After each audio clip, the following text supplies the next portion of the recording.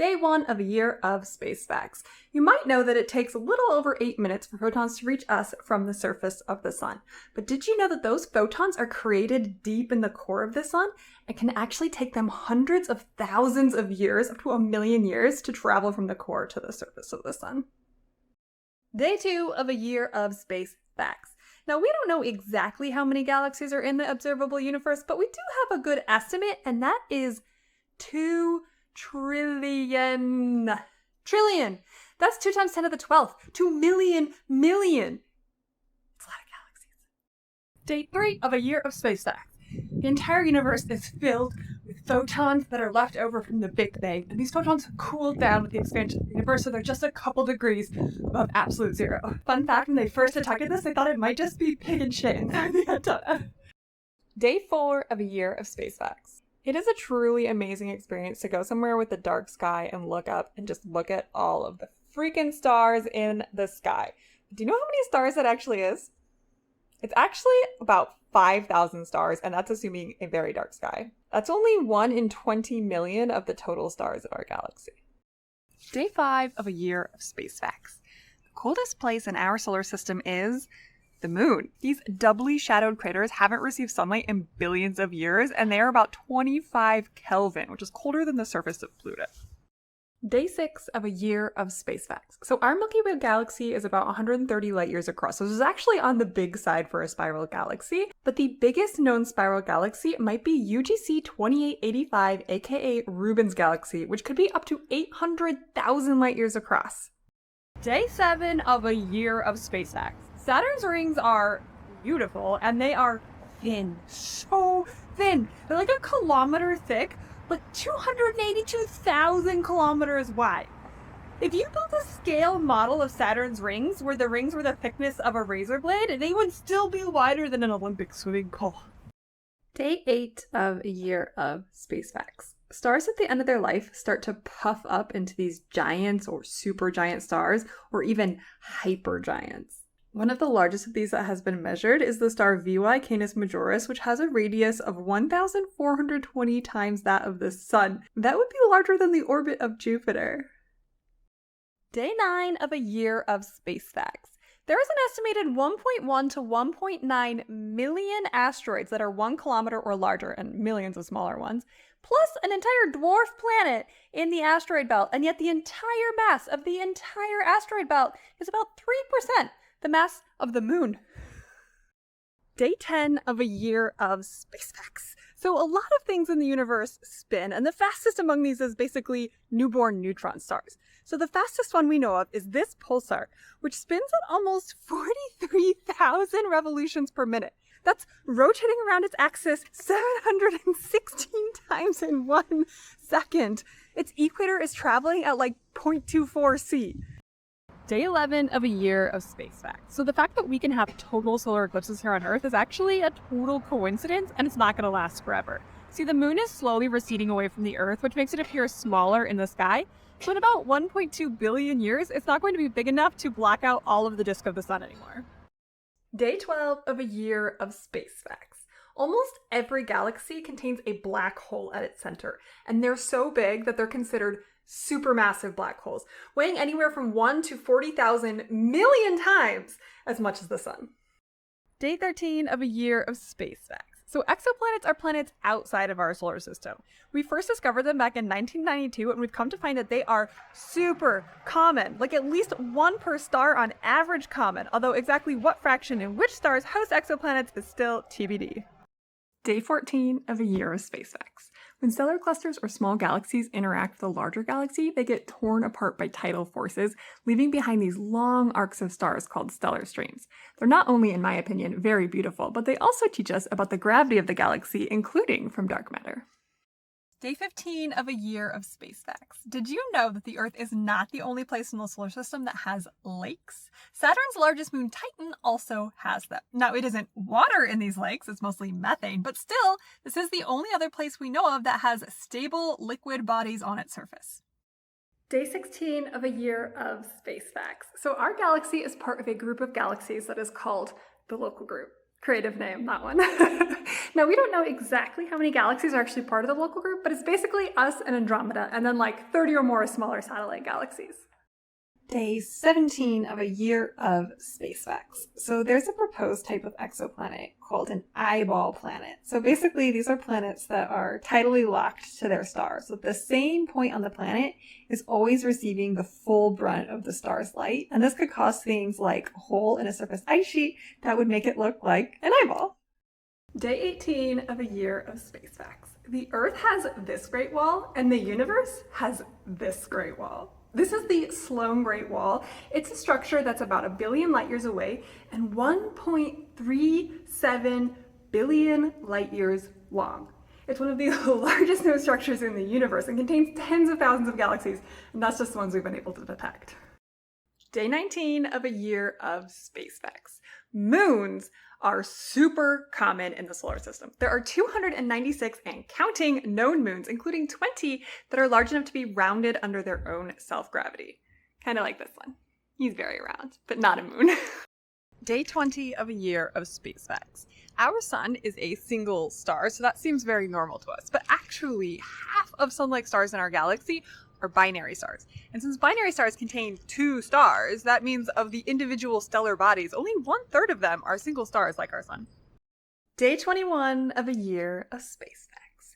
Jupiter's iconic Great Red Spot is actually an atmospheric storm that is larger than the entire Earth and has been raging for centuries. The wind speeds can reach up to 400 miles per hour, which is like 2.5 times stronger than a Category 5 hurricane. Day 22 of a year of space facts. So everything that you see is made up of something scientists call baryons. Basically, all atoms are made of baryons. And this type of baryonic matter is actually only 15% of the total mass present in the universe. The other 85% is a currently undetermined type of stuff that we call dark matter. Day 23 of a year of space facts.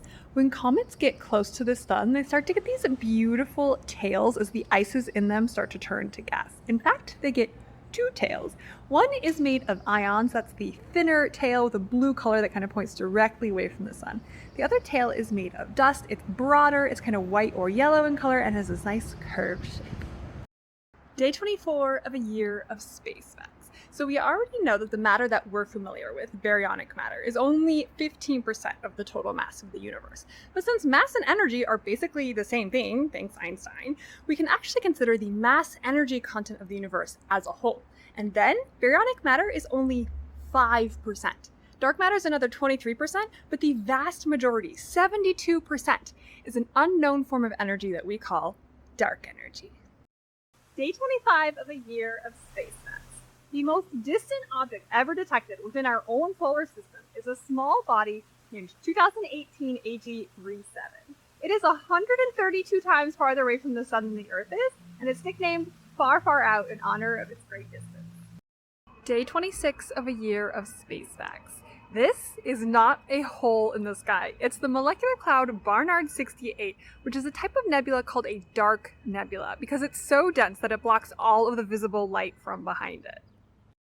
Day 27 of a year of space facts. The nearest star to our sun is about 4 light years away, but inside of a globular cluster, the stellar density is so high that stars are on average like 0.15 light years apart. And in the densest core of the cluster, that could be as low as like 0.03 light years apart on average.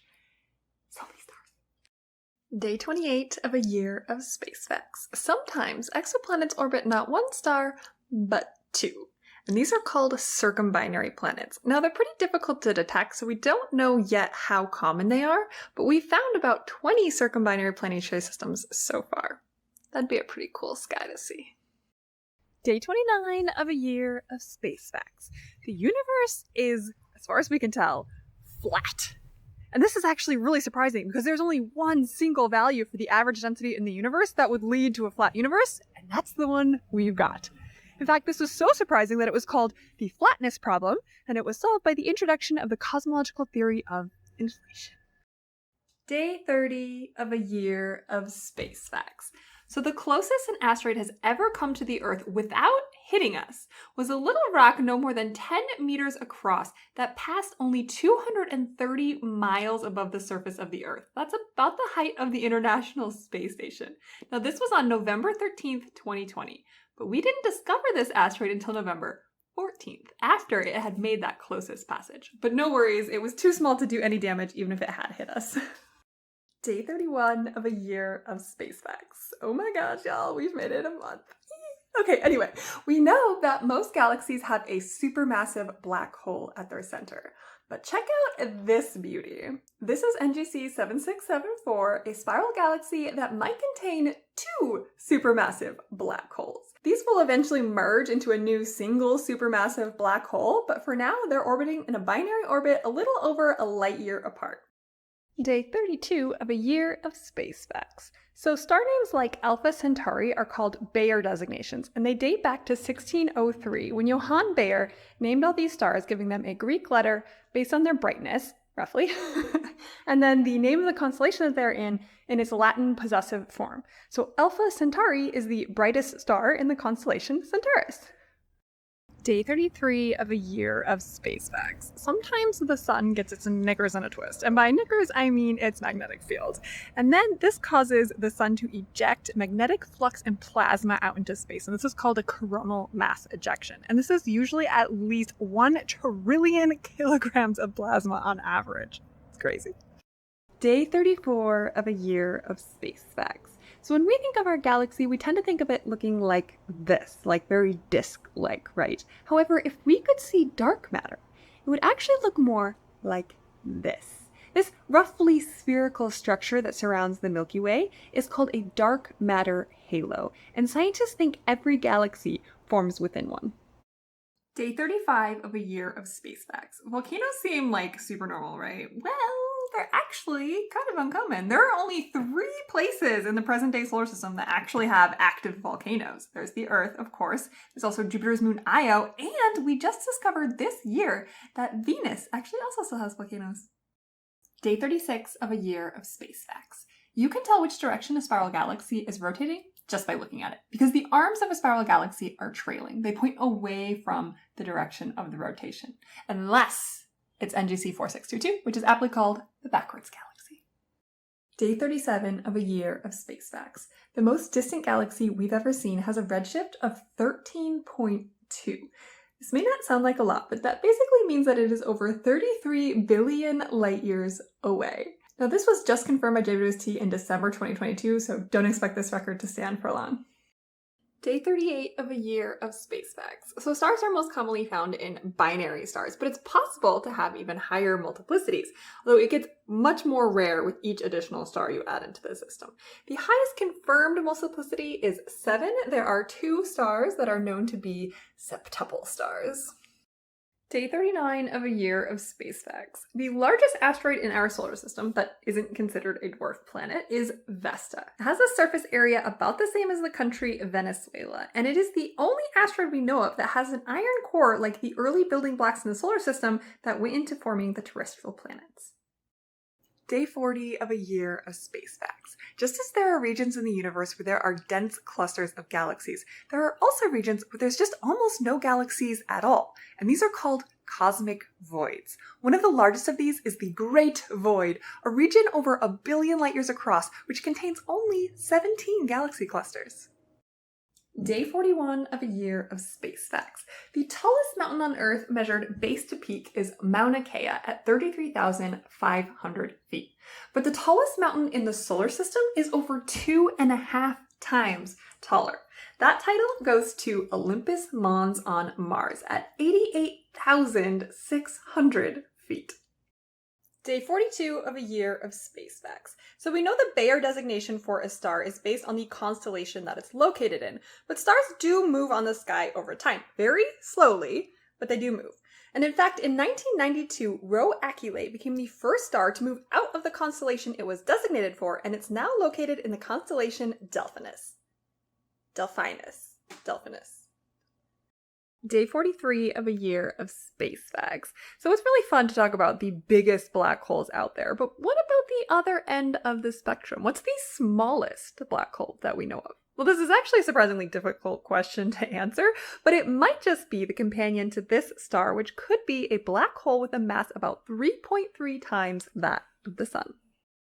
Day 44 of a year of space facts. The tallest cliff face on Earth is in Canada at Mount Thor, and this is over 4,000 feet of vertical rock. And that would have me crapping my pants, and yet is nothing compared to the Verona Rupes, which is the tallest cliff in the solar system. This cliff is located on a small moon of Uranus called Miranda, and it is over 33,000 feet high. Between the height of this cliff and the low gravity on the moon, it would actually take over 8 minutes to fall down it. Day 45 of a year of space facts. The Bullet Cluster is a pair of colliding galaxy clusters, and that right there is a pretty cool fact. But it gets even better because this is actually one of the strongest pieces of evidence we have for the existence of dark matter. Because we can see the gas of the clusters colliding, and we can see their centers of mass, and those things are not at the same points. Day 46 of a year of space facts. One surprising type of exoplanet that we have discovered are called superpuffs. These are planets that have masses just a couple times that of Earth, but radii more like that of Neptune. That makes their average density really low. So low, in fact, that it can be likened to that of cotton candy. Day 47 of a year of space facts. There is a very rare type of galaxy called a ring galaxy. And this basically consists of a core of old stars surrounded by a ring of bright young new stars. And the most quintessential example of this was Hoag's object, detected back in 1950. Day 48 of a year of space facts. Before we had cameras, astronomers used to just look through telescopes and draw what they saw there. And if you're thinking, Nora, that sounds like it could possibly introduce a lot of bias and error, you'd be absolutely right. And one of the most famous examples of this is the canals of Mars. So in the late 19th and early 20th century, many astronomers observing Mars observed these straight lines that looked like canals. But of course, this actually ended up just being an optical illusion and not actually a complex irrigation system built by intelligent Martians. Day 49 of a year of space facts. Cosmic rays are an interesting high-energy phenomenon that form in supernovae and other extreme cosmic environments. But despite the name, they're actually charged particles, usually protons and atomic nuclei, that are traveling close to the speed of light. Day 50 of a year of space facts. Can you imagine sharing an orbit? Well, two irregular moons of Saturn, Janus and Epithemus, do just that. These co-orbital moons are locked in a resonance, and every 4 years or so, they actually swap orbits. Though the two orbits are only about 30 miles apart, the moons never actually come closer than 9,000 miles to one another. Day 51 of a year of space facts. The Faber-Jackson relation is an empirical relation that was noted back in 1976, and it says that the luminosity of an elliptical galaxy is proportional to the velocity dispersion of the stars at the center of that galaxy to approximately the fourth power. Day 52 of a year of space facts. The very first exoplanets ever discovered were two small planets, around 4 times the mass of the Earth, orbiting around a pulsar. And because the detection method used was so sensitive, they later found another planet in the same system that's only 2% the mass of the Earth, making it the least massive known exoplanet. And because pulsars are stellar remnants left over when a star dies, the entire system is named for the undead. The pulsar is Lich, and the planets are Droger, Poltergeist, and Phobetor. Day 53 of a year of space facts. So one of the byproducts of fusion in the sun is electron neutrinos. However, when we were first able to detect solar neutrinos, it turns out that there were just way, way, way fewer than we expected. So it turns out that neutrinos can actually change between the 3 different types of neutrinos. So while the sun only makes electron neutrinos, by the time they reach us here on Earth, some of those missing neutrinos have just turned into tau and muon neutrinos. Day 54 of a year of space facts. The highest energy cosmic ray that we have ever seen struck a detector back in 1991 and was nicknamed the Oh My God particle for its insane energy. This one single particle, probably a lone proton, had an energy of 320 exa-electron volts and was traveling at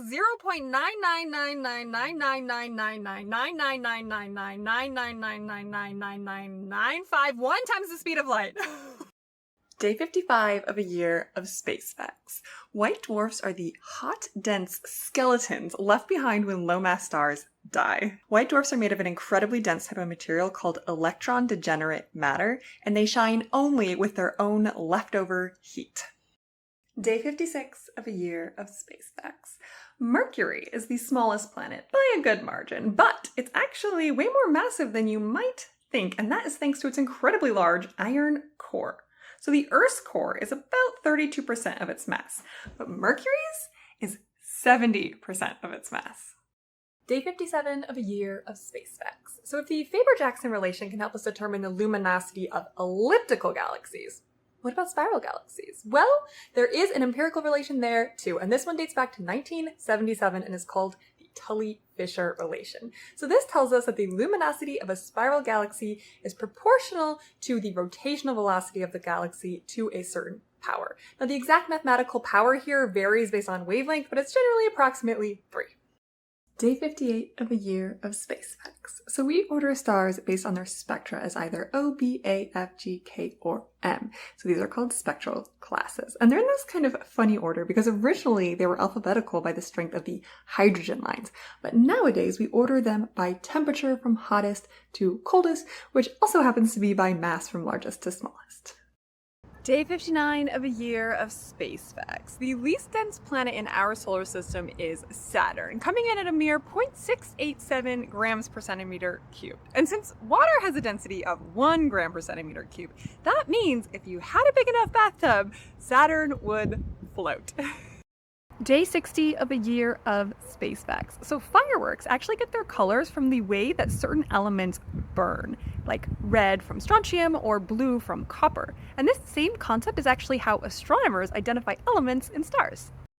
Day 61 of a year of space facts. There are a type of exoplanets that we call hot Jupiters. And so these are gas giant planets that orbit incredibly closely to their stars. We're talking like many times closer to their star than Mercury is to the sun. But they seem to be pretty rare. We estimate that 1% or less of stars host this kind of planet.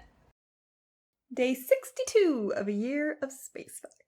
So just like the Earth is in orbit around the sun is also in orbit around the center of the Milky Way galaxy, but it's a little bit longer of an orbit.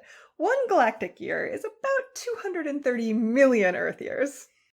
Day 63 of a year of space facts. So general relativity tells us that mass can bend space-time, and light travels along the curve of space-time. What this actually means is that you can literally use mass as a lens. These gravitational lenses can magnify and distort light from more distant objects. Day 64 of a year of space facts. The most distant star ever seen is this one, aka Earendel, which is almost 28 billion light years away. Now we can see such a distant star thanks to its magnification via a gravitational lens created by a galaxy cluster. Day 65 of a year of space facts. Back in 2017, astronomers saw for the very first time something that had been long theorized, an interstellar object passing through the solar system. This object, Oumuamua, passed within a quarter AU of the sun, but it's now on its way out to the outer reaches of the solar system and back to interstellar space. Day 66 of a year of space facts. When white dwarfs cool down enough that they're basically no longer emitting significant amounts of light, they become something called black dwarfs. However, because the cooling happens so slowly, this process is estimated to take at least a quadrillion years. So no black dwarfs actually exist yet in the universe. Day 67 of a year of space facts. Comets in other solar systems are called exocomets, and we actually found the first exocomets before we ever even discovered exoplanets. That was back in 1987 in the system Beta Pictoris, and now we know of dozens of other systems that host exocomets. Day 68 of a year of space facts. There are 5 dwarf planets in our solar system officially recognized by the IAU. In order by mass, that is Eris, Pluto, Haumea, Makemake, and Ceres. However, there are a lot of possible candidates that might make that list a fair bit longer, including Gongon, Quar, Sedna, Orcus, Lycia, and more. Day 69 of a year of space facts. This little galaxy may not look like much, but it's something called an ultra-compact dwarf galaxy, and it is one of the smallest galaxies known to host a supermassive black hole. And that black hole is huge. I mean, it's like 20 million solar masses, while the galaxy itself is only 140 million solar masses. And the real kicker? It's only 160 light years across. Day 70 of a year of space facts. When it comes to the composition of baryonic matter in the universe, it's mostly hydrogen, like 75% by mass. Another 23% is helium, and everything heavier than helium is less than 2% of the baryonic mass of the universe. Day 71 of a year of space facts. There are three kinds of asteroids in the solar system. There are C-type asteroids, which have a lot of carbon. There are M-type asteroids, which have a lot of metals. And there are S-type asteroids, which have a lot of silicates. Honestly, it's one of the more logical astronomical classification schemes. Day 72 of a year of space facts. In general, heavier elements are more abundant than lighter elements throughout the universe. However, if you look closely at this abundance plot, you'll see that this isn't a smooth trend. There's a sawtooth-like pattern here, and that is because elements with an even number of protons are more stable and more easily formed than elements with an odd number of protons, and so they are more abundant. Day 73 of a year of space facts. The more massive a star is, the hotter and brighter it burns, and the faster. The most massive O-type stars last only a few million years, while the smallest type of stars, M stars, actually burn so slowly that none of them have yet died in the entire universe. Day 74 of a year of space facts. Jupiter and Saturn are called gas giants because they're composed primarily of hydrogen and helium, which are gases. But if you go deep enough into their atmospheres, the temperatures and pressures get so high that it actually becomes liquid metallic hydrogen and possibly helium. Day 75 of a year of space facts. When masses are accelerated, they emit gravitational waves that propagate as ripples in space-time. Orbiting masses are accelerating, and sure enough, the very first indirect observational evidence for gravitational waves came back in 1974 from measuring the amount of energy lost from the orbit of a pair of neutron stars. Day 76 of a year of space facts. The solar system isn't stable, or rather, it's more accurate to say the solar system is chaotic, and we cannot predict the long-term future of the solar system. A difference in the position of Mercury today as small as 1/100th of an inch makes its orbit impossible to predict within about 200 million years. Day 77 of a year of space facts. When material falls onto a supermassive black hole, some of it gets ionized and spit out along the spin axis in these great jets. I mean, these jets can be millions of light years long with material moving close to the speed of light. Day 78 of a year of space facts. Stars can only get so big, so when a protostar is forming, as it becomes more massive, it eventually becomes hot enough that it actually prevents any further material from accreting onto the star. Now, the exact upper limit here varies based on the properties of the star, but it's between 100 and 300 times as massive as the Sun. Day 79 of a year of space facts. Uranus has a funny name. And no, I don't mean like that. So when William Herschel discovered it back in 1781, he wanted to name it Georgium Sidus. But the other astronomers were like, no, we kind of want to stick with this like mythological theme we've got going on, so Uranus. However, Uranus's name is still an oddball because it's the only one of the planets that's named after a Greek god. All the rest are named after Roman gods. Day 80 of a year of space facts. If you look at a picture of the surface of the sun, it looks kind of like grainy, but that's not like noise from the camera or the telescope. Those are real structures on the surface of the sun. They're called solar granules, and they're the top of convection cells in the plasma of the sun, and they last about 10 to 20 minutes, and they have a diameter of around 1,000 miles. Day 81 of a year of space facts. The universe is expanding, and it's not expanding into anything. It's just space itself is expanding. That's it. That's the fact. Day 82 of a year of space facts. So the universe is expanding now, but back in the first fractions of a second, the universe was really expanding. This phase is called inflation, and in a sliver of a second, I mean a real sliver of a second, the universe expanded exponentially, like at least 26 orders of magnitude. Day 83 of a year of space facts. While it might not be at the same crazy rate as during cosmic inflation, the rate at which the present-day universe is expanding is accelerating. And this discovery in the late 90s upended our understanding of cosmology and led to the theory of dark energy. Day 84 of a year of space facts. So Venus is the closest planet to Earth, right? Well, yes and no. So Venus is the planet that gets the closest to Earth. But because Venus also spends time on the far side of the sun, it's actually not the closest planet to Earth on average. That would be Mercury. Because Mercury is so close to the sun, it's actually the closest planet to every other planet on average. Day 85 of a year of space facts. So because heavier elements are being created as the universe ages, stars that are born later in the universe tend to have more metals in them. So stars like our sun, which are relatively young and metal rich, are called population 1 stars. Day 86 of a year of space facts. So Mercury's orbit is a little weird, and that actually made astronomers once believe that there was another planet to be discovered in between Mercury and the sun, which they called Vulcan. But it actually turned out that the anomaly of Mercury's orbit was not due to gravitational nudges from an unseen planet, but it was actually an effect of general relativity. Day 87 of a year of space facts. So most stars in the Milky Way galaxy typically move at around 100 kilometers per second or so. But some stars out there are just racing at around 1,000 kilometers per second. These are called hypervelocity stars, and they most likely get their extra boost in speed from interactions with the Milky Way's supermassive black hole.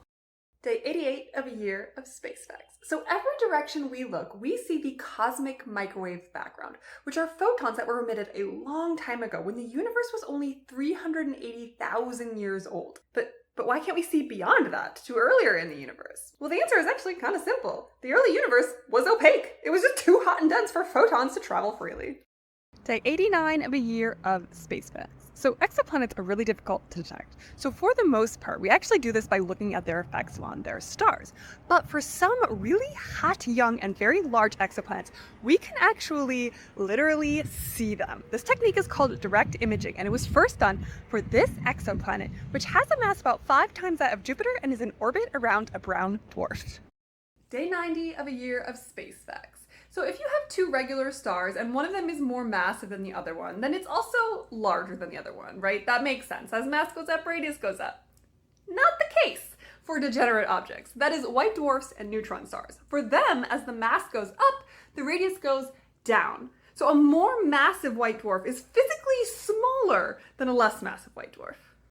Day 91 of a year of space facts. So if stars like our sun are young and metal-rich stars that we call population 1, and older, more metal-poor stars are population 2, is there a population 3? Maybe. So we've actually never seen these, but scientists think that the very first generation of stars in the universe, that would be population 3, sorry I didn't come up with these names, were basically these enormous and very short-lived stars that formed with no metals in them at all. Day 92 of a year of space facts. So when we think about astronomy, we tend to think about circles and spheres and ellipses. But can I interest you in a hexagon? Yes, this is Saturn and this is its North Pole. It has a hexagon. It's like a polar storm and this is just like cloud layers in its atmosphere. And each side of this hexagon is like 9,000 miles long. Day 93 of a year of space facts. So when galaxies interact with one another, they can distort each other's shape and structure, leading to some very cool looking galaxies, and of course helping astronomers learn about galactic evolution. Now this one, NGC 6872, has been stretched along its axis to almost 750,000 light years wide. The wingspan like that, it has definitely earned its nickname of the Condor Galaxy. Day 94 of a year of space facts. So we generally have a pretty good idea what elements to expect to find in stars, but the universe loves to throw us a curveball, like Cybulski's star. Now this is a main sequence star, not that much more massive than the sun, but it seems to contain some really unexpected elements, including radioactive ones like plutonium and Einsteinium. And the source of these elements is still a mystery. Day 95 of a year of space facts. So the Grand Canyon is an amazing sight. Or so I've heard. I've actually never seen it. It's on the list. It's on the list. But it's not quite so grand when you compare it to the Mariner Valley on Mars. So the Grand Canyon is like 500 miles long and reaches depths as much as a mile from the canyon lip. The Mariner Valley? 2,500 miles long and reaches depths as much as 4 miles from the lip of the canyon. Day 96 of a year of space facts. So exoplanets seem to be pretty ubiquitous within the Milky Way, but what about in other galaxies? Well, there's certainly no reason to believe that other galaxies would not harbor similar populations of exoplanets, but we just don't have any data about that. We've never discovered a single exoplanet outside of the Milky Way. In fact, the vast majority of exoplanets that we have discovered are all found within a couple thousand light years of Earth. Day 97 of a year of space facts. So Mercury is not tidally locked to the sun. So in tidal locking, the spin and the orbit of a planet are in a 1-to-1 ratio. So it spins once for every orbit that it makes. But Mercury is in a different spin-orbit resonance with the sun. That is, the ratio between its spin and its orbit is still a ratio of integers, but in this case it's not 1-to-1, it's 3-to-2, which means that Mercury spins exactly 3 times for every 2 orbits it makes around the sun. Day 98 of a year of space facts. How do you feel about peas? Specifically peas as galaxies, because that's a real thing. They're called green pea galaxies. These are very small, compact galaxies that are forming stars at a really rapid rate. They're quite rare, accounting for only about 0.1% of nearby galaxies, and they get their unusual color.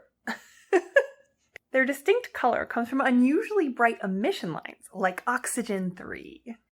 Day 99 of a year of space facts. The sun has a cycle, so its activity levels and sunspot numbers change on this roughly 11-year time frame that is driven by the sun's magnetic field changing direction. Day 100 of a year of space facts. 100! Oh my god, I can't believe it. I can't believe I made it to 100. This is very exciting. I feel like I probably should have picked a super special fact for today or something, but I didn't. It's just a regular space fact. But all of our space facts are super fun and amazing, so it's okay. Anyway, Jupiter, not the only planet with great spots. So Neptune has great dark spots. And just like Jupiter's great red spot, these are anticyclonic storms in its atmosphere. However, they don't seem to last quite as long as the great red spot. We've actually seen great dark spots come and go. Sometimes there's actually been more than one, but they are pretty common. So more than half the time that we've been observing Neptune, we have seen these great dark spots. Day 101 of a year of space facts. So we know of over 5,000 exoplanets, but are any of them twin to our own lovely planet? Actually, no.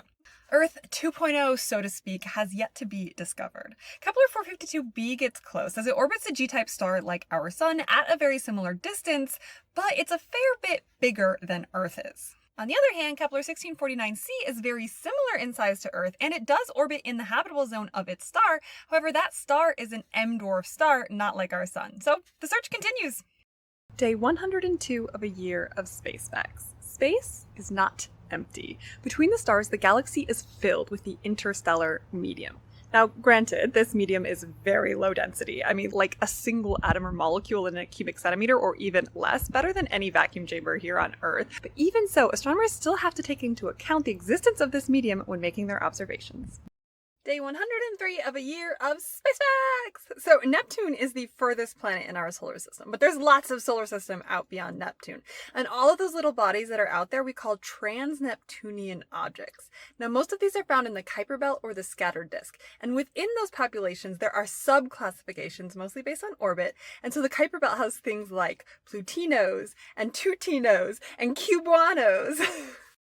Day 104 of a year of space facts. So supernovae, like the name suggests, are an extra bright version of novae, but all supernovae are not the same. So there are basically 2 different causes for supernovae: thermal runaway or core collapse.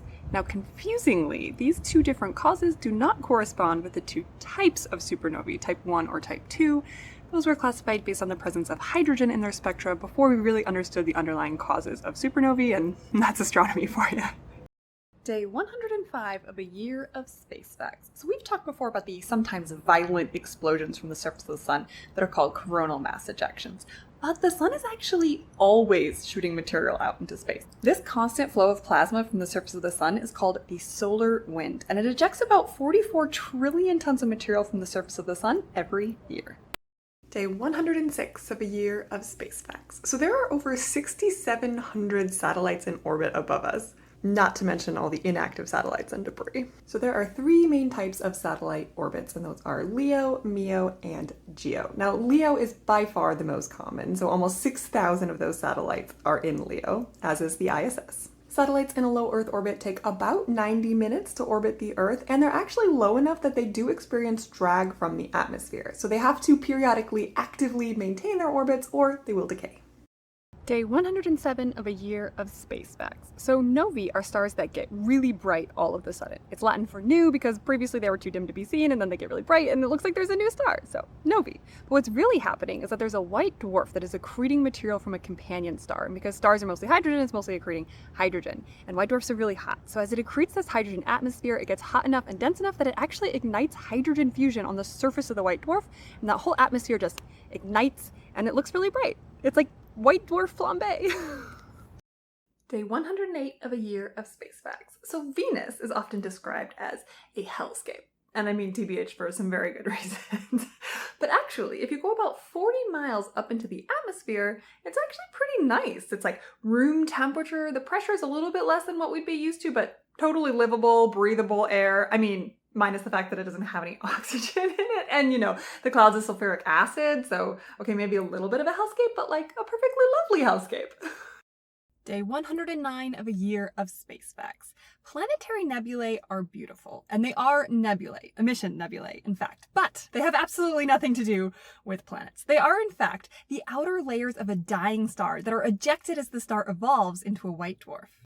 Day 110 of a year of space facts. So the ice giants, that is Uranus and Neptune, are not actually icy. I mean, yeah, there are like some ice crystals in their upper atmosphere, but the majority of the planets are actually liquid.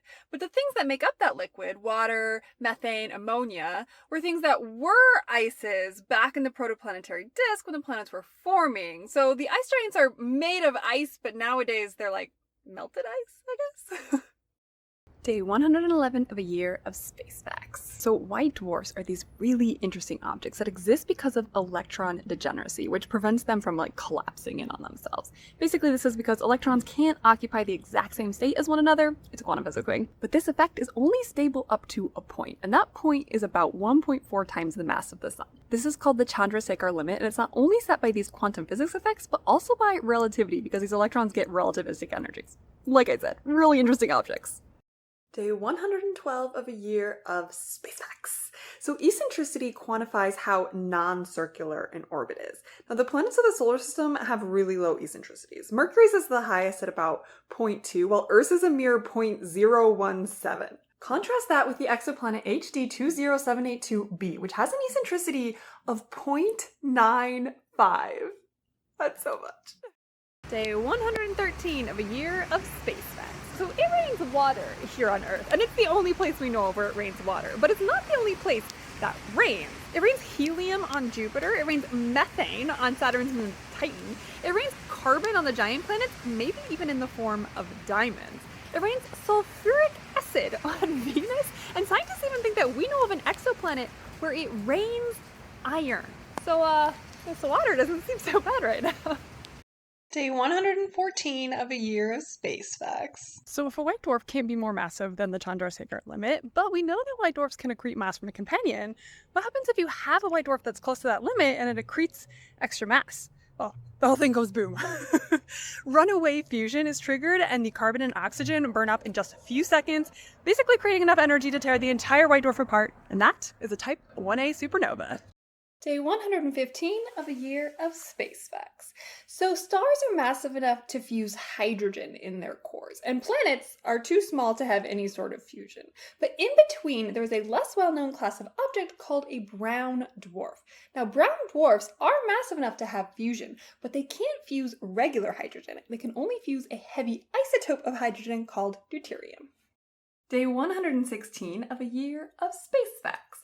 So the moon is tidally locked to the Earth, which means that the same side of the moon is always facing us. So we can only see half of the moon. Well, not quite. We can actually see 59% of the moon from here on Earth, and that is because the moon librates. And these small changes throughout the year mean that we can see slightly more than half of the moon. Day 117 of a year of space facts.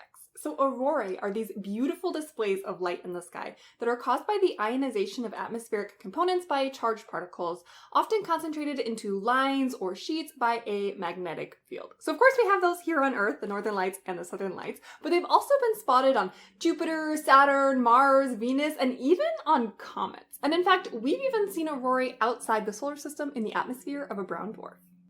Day 118 of a year of space facts. So stars have different colors because they have different temperatures, and the temperature of a star largely dictates the wavelengths at which it emits light. But that's not the only piece of the puzzle, because color is not an intrinsic property of light. Color actually comes from us. It comes from our eyes and our brain. And because of this, although stars emit light at all different sorts of wavelengths, we only perceive 5 different colors for stars, and that is blue, white, yellow, orange, red. Day 119 of a year of space facts. So near-Earth asteroids are small rocky bodies in the solar system that pass within 1.3 AU of the Sun, and there are over 30,000 known NEAs. They are classified based on their orbits as either Atens, Apollos, Atiras, or Amors. Day 120 of a year of space facts. So bodies in a binary system are circling around their mutual center of mass, orbiting each other. But sometimes the orbit gets small enough that the bodies actually start to touch one another, and this is called a contact binary. These seem to be relatively common in the Kuiper Belt, as seen here in this little snowman-like object called Arrokoth, which was imaged during a flyby by the New Horizons spacecraft. Day 121 of a year of space facts. So stars that are bluer are shorter lived. So if a galaxy kind of looks bluer, then it must be forming stars relatively recently, otherwise there wouldn't be any blue stars in it. And in contrast, if a galaxy looks redder, then it must not be forming very many stars anymore, so only those long-lived redder stars are still there. So when it comes to galaxies, red and dead. Day 122 of a year of space facts. So the outer region of the sun's atmosphere is this wide, wispy layer called the corona. And the corona is hot. I mean like over 1,000,000 Kelvin hot. Much, much hotter than the lower layers of the sun. And exactly why is still an unsolved mystery of astrophysics. Day 123 of a year of space facts. So just like the space between the stars is filled with this really sparse material that we call the interstellar medium, the space between galaxies is also filled with an even less dense material that appropriately is called the intergalactic medium. And while it is very sparse, it's actually quite hot and highly ionized and represents a significant fraction of the baryonic mass of the universe. Day 124 of a year of space facts. So because the universe is expanding, galaxies in every direction are receding away from us. And we can actually quantify that relationship between how fast a galaxy is receding and its distance from us using something called the Hubble constant, which tells us that a galaxy that is 1,000,000 parsecs away will be receding at about 70 kilometers per second due to the expansion of the universe. Day 125 of a year of space facts. Gamma ray bursts are the brightest things in the universe. They shine for a few seconds with the brightness of a quintillion suns, emitting light in its most energetic form, gamma rays, hence the name. Day 126 of a year of space facts. So we often talk about stars fusing hydrogen into helium, but it's not as straightforward as 4 hydrogen nuclei just glomming together into a helium nucleus. In the sun and other low-mass stars, there's a series of reactions that happen called the proton-proton chain, or PP chain, and this includes the creation of intermediate nuclei like deuterium and helium-3. Day 127 of a year of space facts. So when low-mass stars die, they leave behind a white dwarf. But when more massive stars are dying, their gravity is actually strong enough to overcome that electron degeneracy pressure and force those electrons and protons together to form neutrons. And this creates a neutron star. And that neutron star is kept from collapsing further into a black hole by a combination of neutron degeneracy pressure, quantum physics again, and the strong nuclear force. Day 128 of a year of space facts. So our sun uses the 3 branches of the PP chain to fuse hydrogen into helium, but more massive stars use a different fusion process, which is called the CNO cycle, Well, it has the same results, taking hydrogen, depleting it, and turning it into helium, along with some other things, including energy. It's a very different process because it uses carbon, nitrogen, and oxygen as catalysts. So they are required for this process to happen, and they are destroyed during different steps of the process, but they're also created during the process. So it uses CNO without using up CNO. Day 129 of a year of space facts. So in between the interstellar medium and the intergalactic medium, there's another type of diffuse material called the circumgalactic medium. And this is basically diffuse gas that surrounds a galaxy and is gravitationally bound to it and is kind of part of its halo. It's created both through accreting exterior matter from the IGM as well as outflows from the ISM. Now the CGM is hotter and less dense than the ISM and doesn't have the right conditions to form stars. However, it is denser and contains a lot more heavy elements than the IGM. Day 130 of a year of space facts. So Jupiter is considered the king of the planets, and for very good reason. It's actually twice as massive as all of the rest of the planets combined. Over twice as massive as all the rest of the planets combined. And it's not just the biggest and beefiest planet, it's also the oldest planet, and it formed within just the first 1 to 2 million years of the solar system's existence. Day 131 of a year of space facts. So in space, atoms and molecules often emit photons at frequencies that are considered forbidden. Okay, they're not literally forbidden or it wouldn't happen, but they're actually considered traditionally forbidden because they're so low probability. However, because the density is so low out there in space, these particles don't really collide with one another, so they actually have time to have these really low probability transitions happen, and this is why we see a lot of forbidden emission lines coming from the ISM, the CGM, the IGM. Day 132 of a year of space facts. So when a neutron star merges with another compact object, it creates this very bright temporary event called a kilonova. As the name suggests, a kilonova is about 1,000 times brighter than a regular nova, and a couple orders of magnitude less bright than a supernova. Kilonovae are also significant sources of gravitational waves, as well as being responsible for creating a significant fraction of certain elements that exist within the universe. Day 133 of a year of space facts. So planets form in the environment of a disk that is in orbit around a star, but they don't always stay that way. Through interactions with other planets or even with other stars besides their host star, planets can be ejected from the systems that they're born in. And in fact, this seems to be pretty common, and our Milky Way galaxy could have billions to trillions of such rogue planets roaming around. Day 134 of a year of space facts. So generally, the visible portion of a spiral galaxy is very flat, like a pancake, or like a disk, which is actually what it's called, except for the central region, which is this kind of roughly spherical, dense, compact structure of stars called a bulge. Or perhaps it's like not quite spherical, and then it's called a pseudo-bulge. But not every spiral galaxy has a bulge. Some of them are actually just pure disk galaxies. Day 135 of a year of space facts. So stars spend most of their lifetimes fusing hydrogen into helium in their cores. It's the defining characteristic of a star. And stars that are doing this are called main sequence stars because they follow along a very noticeable line if you plot them in brightness versus color. So stars actually spend about 90% of their lifetime on the main sequence.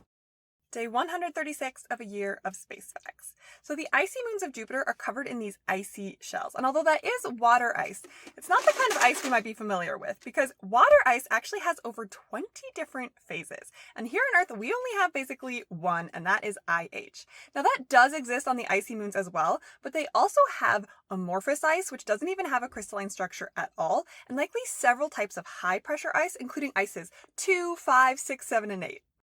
Day 137 of a year of space facts.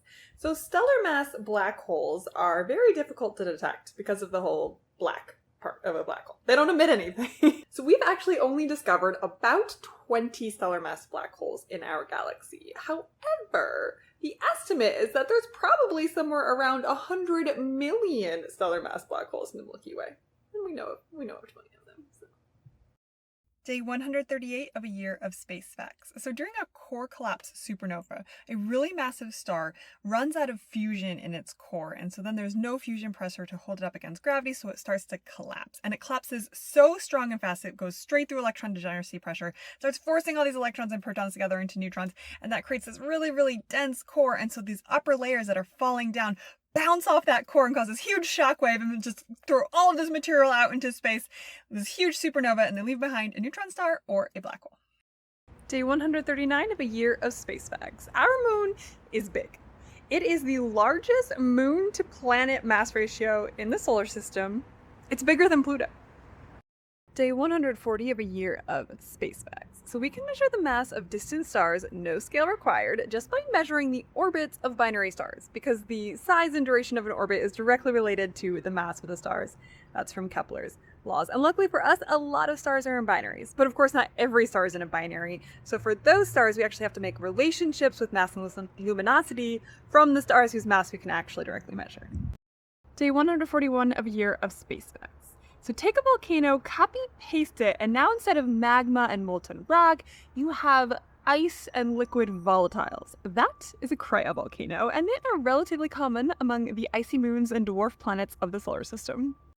Day 142 of a year of space facts. So because hot blue stars have shorter lives, if we look at a group of stars and their main sequence, we can actually tell how old that group of stars is based on where the main sequence ends.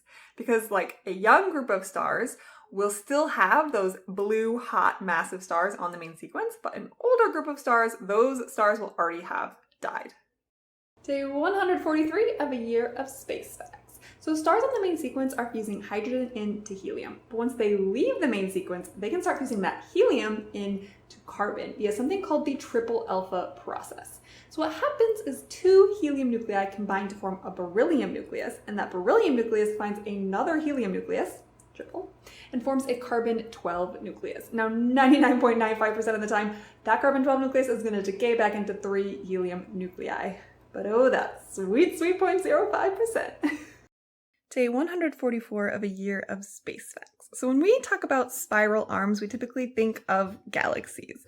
But these kind of density structures can actually also occur in protoplanetary disks and in planetary rings. Day 145 of a year of space facts. So type 1a supernovae are really interesting because they're basically all the same because of the Chandrasekhar limit. And that means that with a little bit of standardization, scientists know how bright they are. And since how bright something appears depends on both how bright it is and how far away it is, well, there's a powerful tool for measuring cosmic distances. Day 146 of a year of space facts. So our local group is actually part of a larger supercluster of galaxies called the Virgo supercluster. And there's about 100 clusters of galaxies that make up this supercluster, and we're one of the smaller ones. Compare our little local group to the Virgo cluster, which is near the center of the Virgo supercluster. They're not the same thing. The Virgo cluster has some 2,000 plus galaxies in it, and the Virgo supercluster stretches over 100 million light years across and is some thousands of times the volume of our local group. Day 147 of a year of space facts. So sometimes small bodies can get trapped in orbits with a larger body at certain Lagrange points in that orbit. Most notably, this is the case for Jupiter, which has almost 10,000 known asteroids in this configuration, both leading and trailing its orbits, and they are called the Trojan asteroids. Day 148 of a year of space facts. The solar wind meets the interstellar medium at a boundary called the heliopause. Now the heliopause is asymmetrical, it's almost teardrop shaped with this really long tail, and the distance to the heliopause varies over time, but in generally that closest point in front of the sun is about 120 AU away. Day 149 of a year of space facts. So while Saturn has the most stunning and notable example of rings, it is not the only planet with rings. All of the giant planets have them. So Uranus has 13 rings, Neptune has 5, and Jupiter has 4. Day 150 of a year of space facts. So the Large and Small Magellanite Clouds are two small galaxies that are actually visible by eye from the southern hemisphere. And until about 30 years ago, we actually thought that these were the closest galaxies to us, although now we know that there are some irregular dwarf galaxies that are actually closer. Day 151 of a year of space facts. Polaris is the pole star, conveniently shining directly above Earth's North Pole. But that isn't a permanent state, because the Earth precesses, which means that its axis changes direction over time. So Polaris will only be the pole star for another few centuries until, it comes back around several millennia later. Day 152 of a year of space facts. So it is hypothetically possible that a moon could have its own moon. Now, there have been several names proposed for such an object, like a subsatellite or a submoon, or my personal favorite, a moon. However, there are no known naturally occurring moons, but we do have an artificial moon around our moon.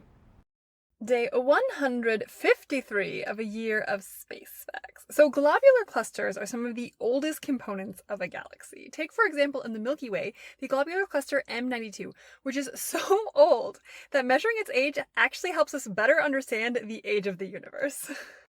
Day 154 of a year of space facts. So if you look to the east just before dawn and you have a dark sky, you might see a column of diffuse light extending upwards from the horizon, and that is zodiacal light, which is sunlight scattering off of small dust grains in between the planets that come from sublimating comets and the surface of Mars. Day 155 of a year of space facts. So Saturn has a moon shaped like a walnut. This equatorial ridge on the moon Iapetus is actually over 12 miles tall in some places, which actually makes it the second highest base to peak in the solar system after, of course, Day 41 favorite Olympus Mons on Mars. Oh, and the cause for its formation is still unknown. Day 156 of a year of space facts. So in the early universe, it was so hot and dense that protons and electrons were just doing their own thing in this plasma soup. But as the universe cooled down, eventually protons and electrons were able to come together to form the very first hydrogen atoms around 300,000 years after the Big Bang, in what is known as the epoch of recombination. Even though they were never combined together in the first place, this is actually first combination. Day 157 of a year of space facts. So after the epoch of recombination, the universe was dark for about 100 million years, until the first stars and galaxies started to form and emit light in what we call cosmic dawn. Day 158 of a year of space facts. The light from the first stars and galaxies didn't just illuminate the universe. Remember those protons and electrons that came together to form neutral hydrogen during recombination? They get broken apart by that light. This is the era of reionization. And this time it actually is reionization. And it actually takes about 1 billion years for the universe to complete becoming reionized. Day 159 of a year of space facts. So the dwarf planet Sedna is a really interesting trans-Neptunian object because of its orbit. So it has a really large semi-major axis and a very high eccentricity, which is similar to the scattered disk. However, unlike other objects in the scattered disk, Sedna's perihelion is far enough out that it could not have been placed onto that orbit by scattering off of the planets of the solar system. So it had to have interacted with something exterior to the solar system. Day 160 of a year of space facts. So after cosmic dawn comes cosmic noon. So this is a period of time in the history of the universe when the rate that new stars were forming was at its peak. This was about 10 billion years ago. Day 161 of a year of space facts. So despite their showy comas, comets are actually typically quite small, with nuclei that are a mile across or less. And the largest comet that we know of is actually comet Bernardinelli-Bernstein, which has a diameter of 85 miles. And it will pass its perihelion just outside the orbit of Saturn in 2031. Day 162 of a year of space facts. So there are two main types of galaxies, spirals and ellipticals. And between the two, which one is more common? Spirals. So they actually contain the majority of the universe's stars, although ellipticals do actually get much more massive. Day 163 of a year of space facts.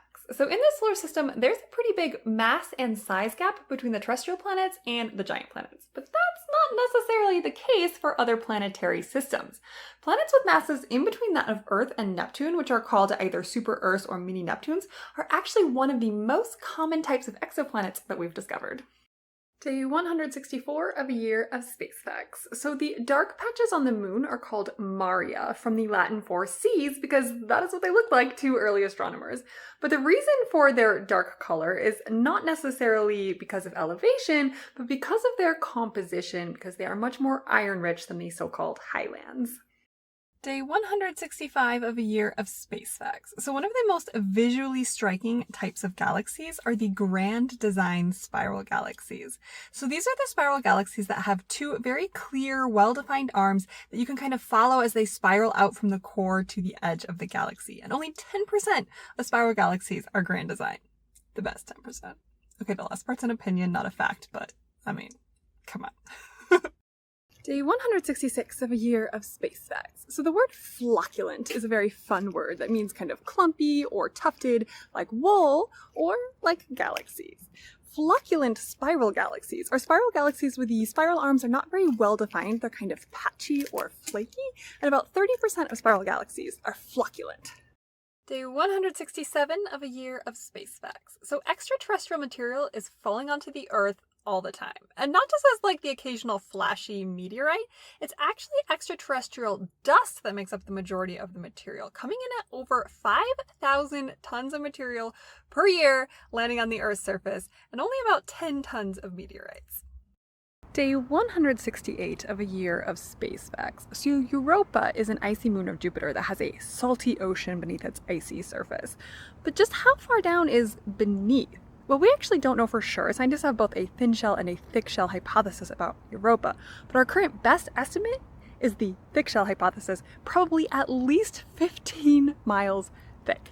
That's a lot of ice. Day 169 of a year of space facts. So because the Earth is a sphere, the sky looks different on either side of the equator. For example, this is what the full moon looks like from Sydney, Australia, which is upside down compared to the same full moon viewed from Chicago. You might even say that it's down under. Come from a land down under. Day 170 of a year of space facts. So photons with a wavelength of 21 centimeters are very important in astronomy, and they are emitted by a very particular thing, and that is neutral hydrogen in its ground state when the electrons spin flips. Now, this can only happen in the very low density conditions of outer space. It is a highly forbidden transition, but it does happen in those spaces, and so astronomers can use it to study neutral hydrogen and measure the rotation of the galaxy, among other things. In fact, 21 centimeter radiation is so foundational that it's used on the plaques of the Pioneer and Voyager missions to aid in the communication with extraterrestrial life, just in case they ever intercept those missions. Day 171 of a year of space facts. So we're used to seeing images and graphics of the solar system that look like this, but the solar system did not always look this way because the planets, in particular the giant planets, were not always in their present day locations. Now we have to piece this together from evidence that's left in the modern solar system, so the exact details of the planets' migrations are still up for debate, but they were probably closer together and nearer to the sun in the past. Day 172 of a year of space facts. Stars don't twinkle. So actually, because stars are so far away from us, they appear just as a little singular point of light, and that means even small changes in the atmosphere change how we see the image of that light, which leads to twinkling. That's what twinkling is. It's the atmosphere, not the star. Day 173 of a year of space facts. So when it comes to volcanoes, Io is the place to be. So this rocky moon of Jupiter is just a little bit larger than Earth's moon, but it has roughly 400 active volcanoes. That's one volcano for every 40,000 or so square miles, which is roughly the area of the state of Kentucky, over the entire surface. Day 174 of a year of space facts. So Pluto and Charon are close enough in mass and orbit that they are mutually tidally locked.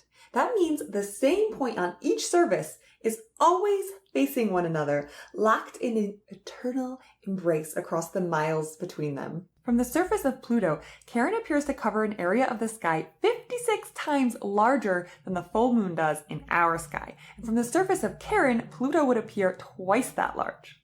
Day 175 of a year of space facts. So for decades, scientists could only measure the Hubble constant to within a factor of 2-ish, but nowadays we actually have multiple different methods for measuring it, and they have gotten quite precise. In fact, they've gotten so good that the different methods no longer agree. This is called the Hubble tension, and scientists are working very hard to understand why it's happening and if it's even real.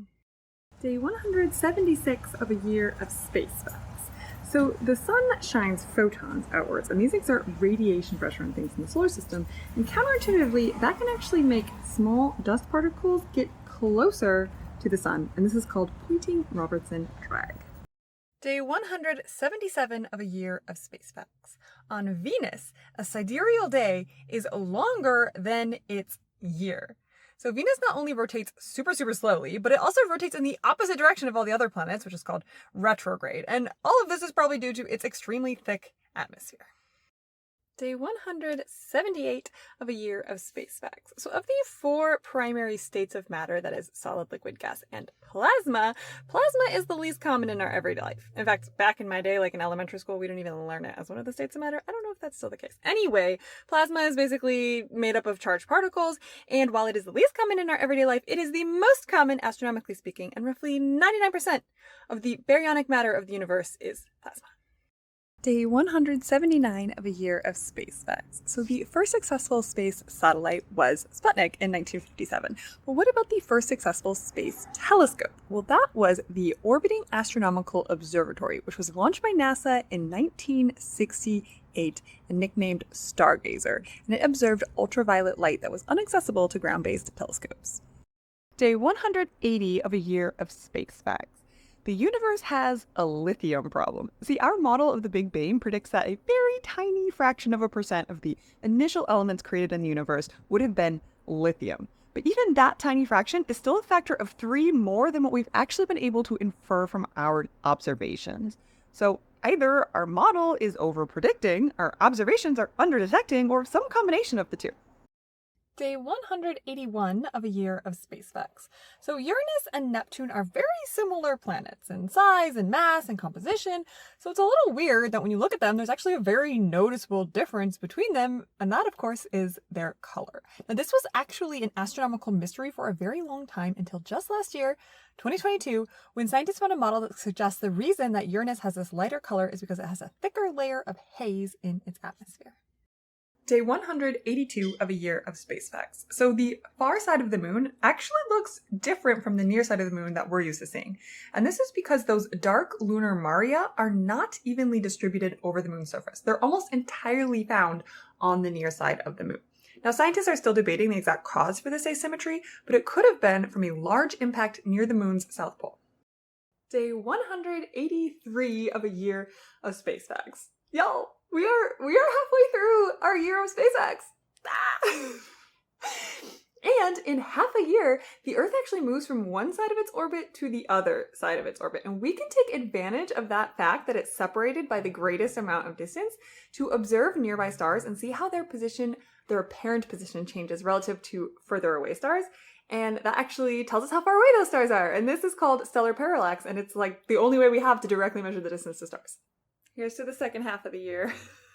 Day 184 of a year of space facts. So Mars, like Earth, has polar ice caps. But these are not made of water ice. The Martian polar ice caps are actually made of frozen carbon dioxide, that is, dry ice. And Pluto also has polar ice caps, and those are made of methane and nitrogen ice. Day 185 of a year of space facts. So most stars, including most likely the Sun, are actually born in clusters with other stars where the regions of interstellar clouds have the right conditions to form stars. But then over time, these clusters kind of lose their material in between the stars, which causes them to become gravitationally unbound and they drift apart. Day 186 of a year of space facts. So pulsars are these neutron stars that emit pulses of radiation, radio waves, on timescales of like seconds or less. Now these pulses are actually continually emitting, but they rotate in and out of our sight as the neutron star spins like a really powerful lighthouse. Day 187 of a year of space facts. So Saturn's rings are disappearing. The material that make up the rings is raining down onto Saturn due to a combination of gravity and magnetism, and it's estimated they will be entirely gone in about 100 million more years. Day 188 of a year of space facts. So the cosmic microwave background is very smooth. Now this is the best picture we have of the cosmic microwave background. This came from the Planck mission, and if you're looking at this, you might think, Nora, that doesn't look very smooth at all. There's a ton of fluctuations in it. But the scale here, the difference between these colors is like less than 1,000th of a Kelvin, measured to an accuracy of like less than 2 millionths of a Kelvin, at scales as small as 10 arc minutes, which is less than 2/10 of a degree, over the entire sky. And that's how smooth the cosmic microwave background is. Day 189 of a year of space facts. So Mars has 2 moons, Phobos and Deimos, and they aren't large round moons like our moon is. They're actually kind of lumpy bodies, sort of like asteroids, and they may even be captured asteroids, but their exact origins are still a little bit uncertain. Now, these 2 moons were not observed until 1877, some 260 odd years after the first extraterrestrial moons were discovered around Jupiter. Day 190 of a year of space facts. A syzygy is the near straight alignment of 3 or more celestial bodies. And probably the most well-known syzygies are eclipses, when the Earth, Moon, and Sun align, and either the Earth's shadow falls on the Moon or the Moon's shadow falls on the Earth. Day 191 of a year of space facts. So the Virgo supercluster, which contains the local group, which contains the Milky Way, is part of a larger supercluster called the Laniakea supercluster. Now this contains 3 other superclusters besides Virgo and stretches over 500 million light years long and contains over 100,000 galaxies. It's actually not a gravitationally bound structure, so someday the 4 superclusters that make it up will all separate. Day 192 of a year of space facts. So Neptune's largest moon, Triton, orbits backwards. It is the only large moon in the solar system that has this sort of a retrograde orbit, which means that its orbital direction is opposite from Neptune's planetary spin. And this kind of weird orbit points to a likely origin for Triton as a captured dwarf planet from the Kuiper Belt. Day 193 of a year of space facts. So broadly speaking, there are 2 types of nebulae, emission nebulae and reflection nebulae. Now, emission nebulae actually emit their own light from their ionized constituents, typically at these very narrow wavelengths, while reflection nebulae reflect and scatter light that was originally emitted by other sources. Day 194 of a year of space facts. So an astronomical unit is the distance between the sun and the Earth. And this is a very important unit in astronomy. And it was actually first estimated using simple geometry with the moon back in the 2nd century BCE. But it wasn't able to be measured accurately until the invention of the telescope in the 17th century. And actually, technically, since 2012, 1 AU has been defined as an exact number of meters independent of the Earth's orbit, but that's what it's based on. Day 195 of a year of space facts. The highest known number of planets in a system is 8. The solar system, obviously. But actually, there's actually another one, which is Kepler 90, which also has 8 planets. 8 exoplanets in a system. That is crazy. Day 196 of a year of space facts. A large fraction of baryons have been considered missing in the present-day universe. And I'm not talking about dark matter. I'm talking about compared to the amount of baryonic matter at the time of the Big Bang, about 30% of that has been unaccounted for in the modern universe. And actually, scientists think that this missing baryonic matter is hiding in various difficult-to-detect forms in the intergalactic medium between the galaxies. Day 197 of a year of space facts. So Mercury has the thinnest atmosphere of all the planets, which means that its temperature can fluctuate wildly from day to night. Its typical temperature swings of over 1,000 degrees Fahrenheit are the largest of any of the planets.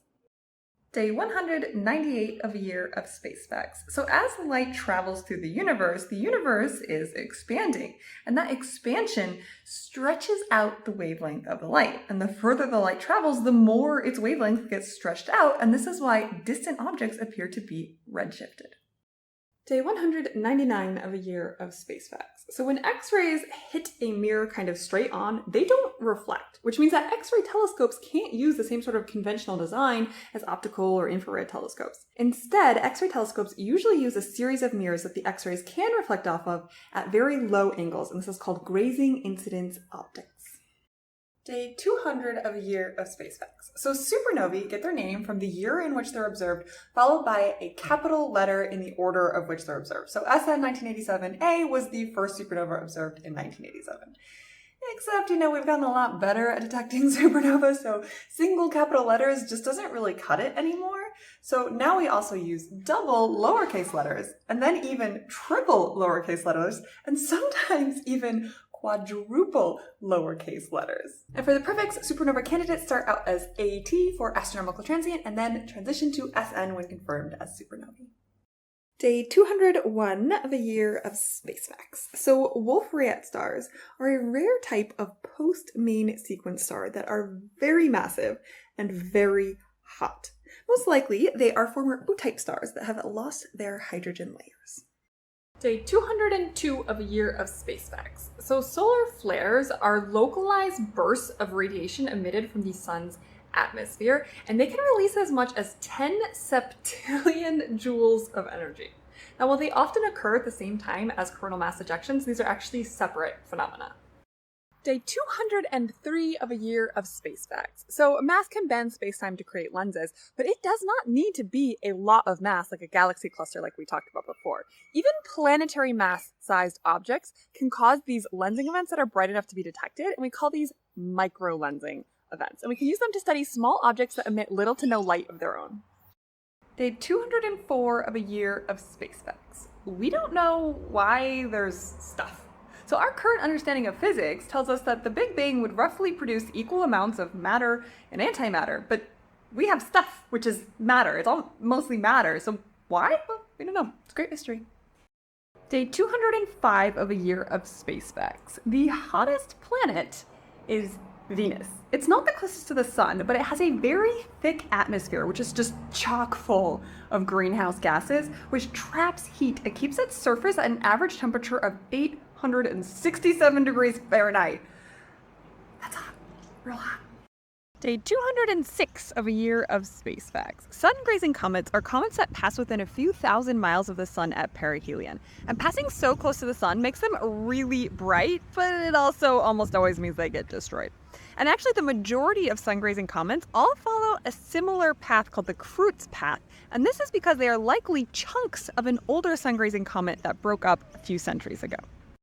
Day 207 of a year of space facts. So cosmic rays don't usually reach the surface of the Earth. The primary cosmic ray usually interacts with the atmosphere and creates a bunch of secondary particles, lighter particles like electrons and muons and neutrinos, and this is called an air shower.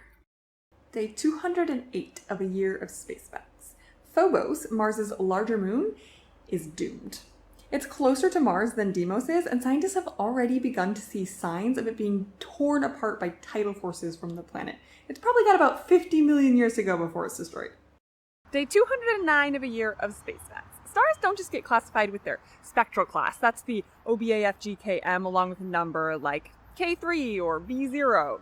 But they also get a luminosity classification. And so this is a Roman numeral that ranges from 1 for hypergiants down to 6 for subdwarfs. So our sun is not just a G star, but it's actually a G2V star. Or G25. Anyway. Day 210 of a year of space facts. Beyond Neptune, beyond the Kuiper Belt, beyond even the scattered disk, lies the most remote region of the solar system, a roughly spherical shell of comets called the Oort cloud, some orbiting as far as 10,000 AU from the sun, or maybe even farther. Day 211 of a year of space facts. So supernovae produce a lot of neutrinos and photons. And neutrinos travel at almost the speed of light. And yet we actually see the neutrinos from a supernova hours before the photons. And that is because neutrinos interact with matter a lot less. So they can escape the dense core of the star more easily, so they kind of get a head start on those photons. Day 212 of a year of space facts. So in the solar system, the planets all tend to orbit within a couple degrees of the sun's equatorial plane. So the difference between the sun's spin axis and the planet's orbital axes, this is called the sun's obliquity, and it's about 7 degrees. But this isn't necessarily the case for other stars, however. In particular, hot stars that host close-in giant planets tend to have the highest obliquities. Day 213 of a year of space facts. The biggest moon in the solar system by both mass and radius is Jupiter's moon Ganymede, the third of the Galilean moons. It is about twice as massive as our moon, and it is the only moon in the solar system known to have its own, albeit small, magnetic field. Day 214 of a year of space facts. The most common way that exoplanets are detected is by the transit method. And this is basically just staring at stars and waiting to see a tiny blip of light as the planet passes between us and the star. And if that sounds difficult, yeah. A typical transit signal is about maybe 0.01% change in brightness of the star. Day 215 of a year of space facts. Sunspots are temporary dark spots that appear on the surface of the sun, lasting for days or months at a time. And they appear dark because they're thousands of kelvins cooler than the average surface temperature of the sun. A typical umbra, that's the dark center of a sunspot, is about 4,000 Kelvin. Day 216 of a year of space facts. Most stars finish their fusion life cycle with helium fusion, but very massive stars can go on to the next stage of fusion, carbon burning. Now in carbon burning, generally two carbon nuclei come together and form an excited magnesium nucleus, and then that magnesium nucleus decays in a few different ways, but basically the net result is that carbon turns into a mixture of oxygen, neon, sodium, magnesium, and of course, energy for the star. Day 217 of a year of space facts. We've known for millennia that the Earth is a sphere. The first person known to actually posit this was Aristotle in the 4th century BCE due to the shape of the Earth's shadow during a lunar eclipse. And the first person known to actually measure the radius of the Earth was Eratosthenes in the 3rd century BCE, and his value was actually really close to modern estimates. Day 218 of a year of space facts. So we've talked about how galaxies can interact with one another, but it doesn't just have to be two galaxies interacting. You can actually have whole small systems of galaxies that all interact with one another. Like this stunning compact group, which is called Seyfert's Sextet, although actually only 4 galaxies are interacting with one another here. One of them is a background galaxy, and one of them is actually just a tidal tail from the interaction. Day 219 of a year of space facts. Sand is primarily composed of the two most common elements in the Earth's crust, and that is silicon and oxygen, both of which are created by fusion in the cores of massive stars. Day 220 of a year of space facts. Triton, Neptune's largest moon, orbits backwards, but it also has an extremely circular orbit. Now, as a captured object, it likely would have had a very highly eccentric orbit to start with. So the fact that it's so rapidly circularized to its current orbit means that it was likely captured when Neptune still had a significant proto-lunar disk. Day 221 of a year of space facts. There is a part of the sky called the zone of avoidance, which sounds much scarier than it is. Basically, this swath of sky, which covers about 20% of the sky, appears to be devoid of galaxies. But it's not because they're not there, it's because our view of them is blocked by the dust, gas, stars of our own galaxy. Now, once we were actually able to examine the zone of avoidance in longer wavelengths like infrared and radio, we actually did discover that there are galaxies there. But even so, it still remains challenging to this day to fully explore the zone of avoidance. Day 222 of a year of space facts. There's a lot of dust in space, but it's not exactly like the dust that we're constantly fighting on our bookshelves. There's a wide range of properties of astronomical dust, but in general, it's much, much smaller than household dust. So astronomical dust might be up to a micron in size, while household dust might be up to 100 microns. Day 223 of a year of space facts. You didn't think the fusion life cycle ended with carbon, did you? Oh no. For very massive stars, after all the carbon is gone, they go on to burn neon. And when the neon is gone, they go on to burn oxygen. And when the oxygen is gone, they go on to the final stage of the fusion life cycle, and that is silicon burning. Now, each of these stages is faster and shorter than the previous one, so silicon burning only lasts for like a day. Day 224 of a year of space facts. While asteroids are typically classified by their composition, comets are typically classified by their orbits. So generally the main groups are short period comets, which have orbits that take 200 years or less, long period comets, which can have orbits that last up to like 1,000,000 years, and unbound comets, which pass through the solar system never to return. Day 225 of a year of space facts. Our sun isn't the only star that has flares. In fact, quite the opposite. Our sun is actually relatively quiet. So the stars that have the strongest and most frequent flares actually turn out to be young stars and low mass stars, while older and more massive stars flare less often. Day 226 of a year of space facts. These days, newly discovered astronomical objects and features aren't necessarily named by their discoverer, which used to be the convention in previous centuries. But nowadays, the IAU has final say over naming. Now, they do take input, including from the discoverers, but they also follow historical trends and themes. So, for example, features on Venus are typically named for women, while the satellites of Jupiter are named for lovers or descendants of Jupiter/Zeus. Day 227 of a year of space facts. Sometimes super just isn't enough to describe the power of a collapsing star, hence hypernovae. So a hypernova ejects matter with about 10 times the kinetic energy of a regular supernova, and they are thought to form from the collapse of very massive, rapidly rotating stars. Day 228 of a year of space facts. So Uranus orbits the sun on its side. So most of the planets spin pretty much vertically compared to their orbits. Like Earth has an axial tilt of 23.5 degrees, which is actually still kind of a lot, because like Jupiter's is 3 degrees. Uranus? 98 degrees of axial tilt. It likely got knocked into this orientation due to a huge collision in the early solar system. Day 229 of a year of space facts. Sometimes a point in the sky will brilliantly shine in radio waves for a tiny fraction of a second. These are called fast radio bursts, and astronomers first discovered them back in 2007, and there are still a lot of open questions about FRBs, including, what exactly causes them. But they are thought to be emitted by rapidly rotating compact objects. Day 230 of a year of space facts. So when an evolved star is fusing some type of fuel in its core, all of the previous stages of fusion are still happening just outside of the core. And this is true for all the stages of fusions. So a very massive evolved star right at the end of its life could be burning silicon in its core, and that would be surrounded by an oxygen burning shell, and that is surrounded by a neon burning shell, and that is surrounded by a carbon burning shell, and that is surrounded by a helium burning shell, and that is surrounded by a hydrogen burning shell, and then the whole thing is surrounded by the non-fusing hydrogen upper layers of the star. Layers and layers of fusion. Day 231 of a year of space facts. These bright lines radiating away from sources in astronomical images are called diffraction spikes, and they're caused by the optics of the telescopes that are capturing the images. Common sources of diffraction spikes include the supporting struts for the secondary mirrors and any straight edges in the primary mirrors or the apertures. And because the diffraction pattern is specific to each telescope's optics, the resulting pattern can be quite recognizable, probably most notably with these 8-pointed diffraction spikes from JWST images. Day 232 of a year of space facts. When objects orbit further from the sun, their orbits take a lot longer. It's not a one-to-one relationship. In fact, the orbital period increases with the 3/2 power of the distance. So for example, Earth orbits at 1 AU and that orbit takes 1 year, but Neptune orbits at about 30 AU and that orbit takes 165 years. This relationship is known as Kepler's third law.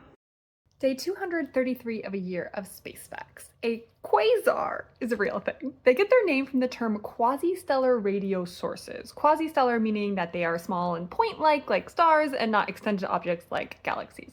They are some of the brightest objects in the universe, and they are powered by the accretion disks of supermassive black holes. Day 234 of a year of space facts. The sun doesn't just have cool dark spots, it also has hot bright spots, and these are called faculae, and they vary on the same cycle as sunspots. And in fact, the effect of faculae slightly win out over the effect of sunspots. So at sunspot maximum, when the sun has a lot of sunspots and faculae, it's actually a smidge brighter overall than at sunspot minimum when there's not very many sunspots or faculae. Day 235 of a year of space facts. So back in the very early universe, when the whole universe was a dense sea of hot plasma, dark matter halos created sound waves in the plasma. And these are called baryonic acoustic oscillations. And we can actually see the echoes of those sound waves both in the cosmic microwave background and in the present day clustering of galaxies. And comparing those two measurements helps us learn about dark energy and the expansion of the universe. Day 236 of a year of space facts. You can actually see the effect of the finite speed of light on observations based on where the Earth is at in its orbit. And this is actually how the very first measurement of the speed of light was ever taken by the astronomer Ole Romer. Now he noticed that the orbit of Jupiter's moon Io appeared to change depending on how far apart the Earth and Jupiter were. And he used this to measure the time it took light to cross the Earth's orbit, which he measured to be 22 minutes. We now know it's more like 16.5 minutes. This so-called Romer delay is still applied more broadly to account for differences in observations due to Earth's position in its orbit. Day 237 of a year of space facts. Machos are not a tasty snack. They are massive compact halo objects. And basically these are things that are made of regular baryonic matter that are really hard to see. Things like black holes, free-floating planets, really dim stars, etc. Things with mass that we can't really see. What does that sound like? Dark matter?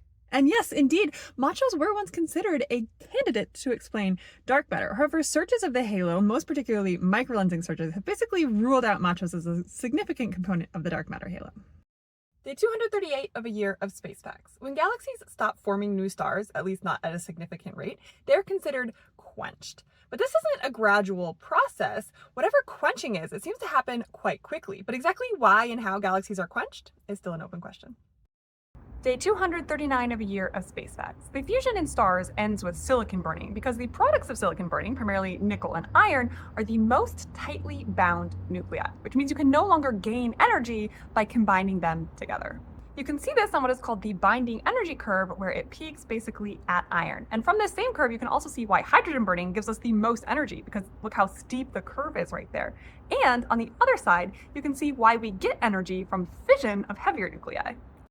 Day 240 of a year of space facts. We all know what a year is, right? Well, which kind? Because there's actually two ways to measure the length of an orbital period, which is what a year is. There's the solar year, which is the time it takes the sun to return to the same spot on the sky. So this is like the time from solstice to solstice. This is what the seasons are based off of. But there's also a sidereal year, which is the time it takes the sun to return to the same spot relative to faraway fixed stars. And a sidereal year is about 20 minutes longer than a solar year. Day 241 of a year of space facts.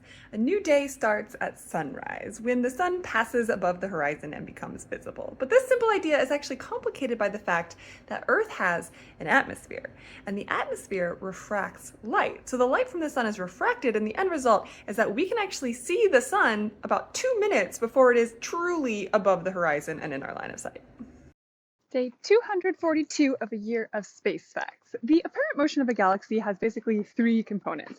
There's the motion due to the expansion of the universe, which is called the Hubble flow. There's the component that's relative to other galaxies within the cluster, like interactions between the galaxies. And then there's also the motion of the cluster as a whole, which is called the local bulk flow.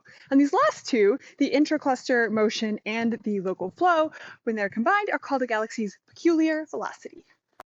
Day 243 of a year of space facts. The local flow of the local group, the Milky Way's cluster, is about 120 million miles per hour in the direction of the constellation Centaurus, towards something that is known as the Great Attractor.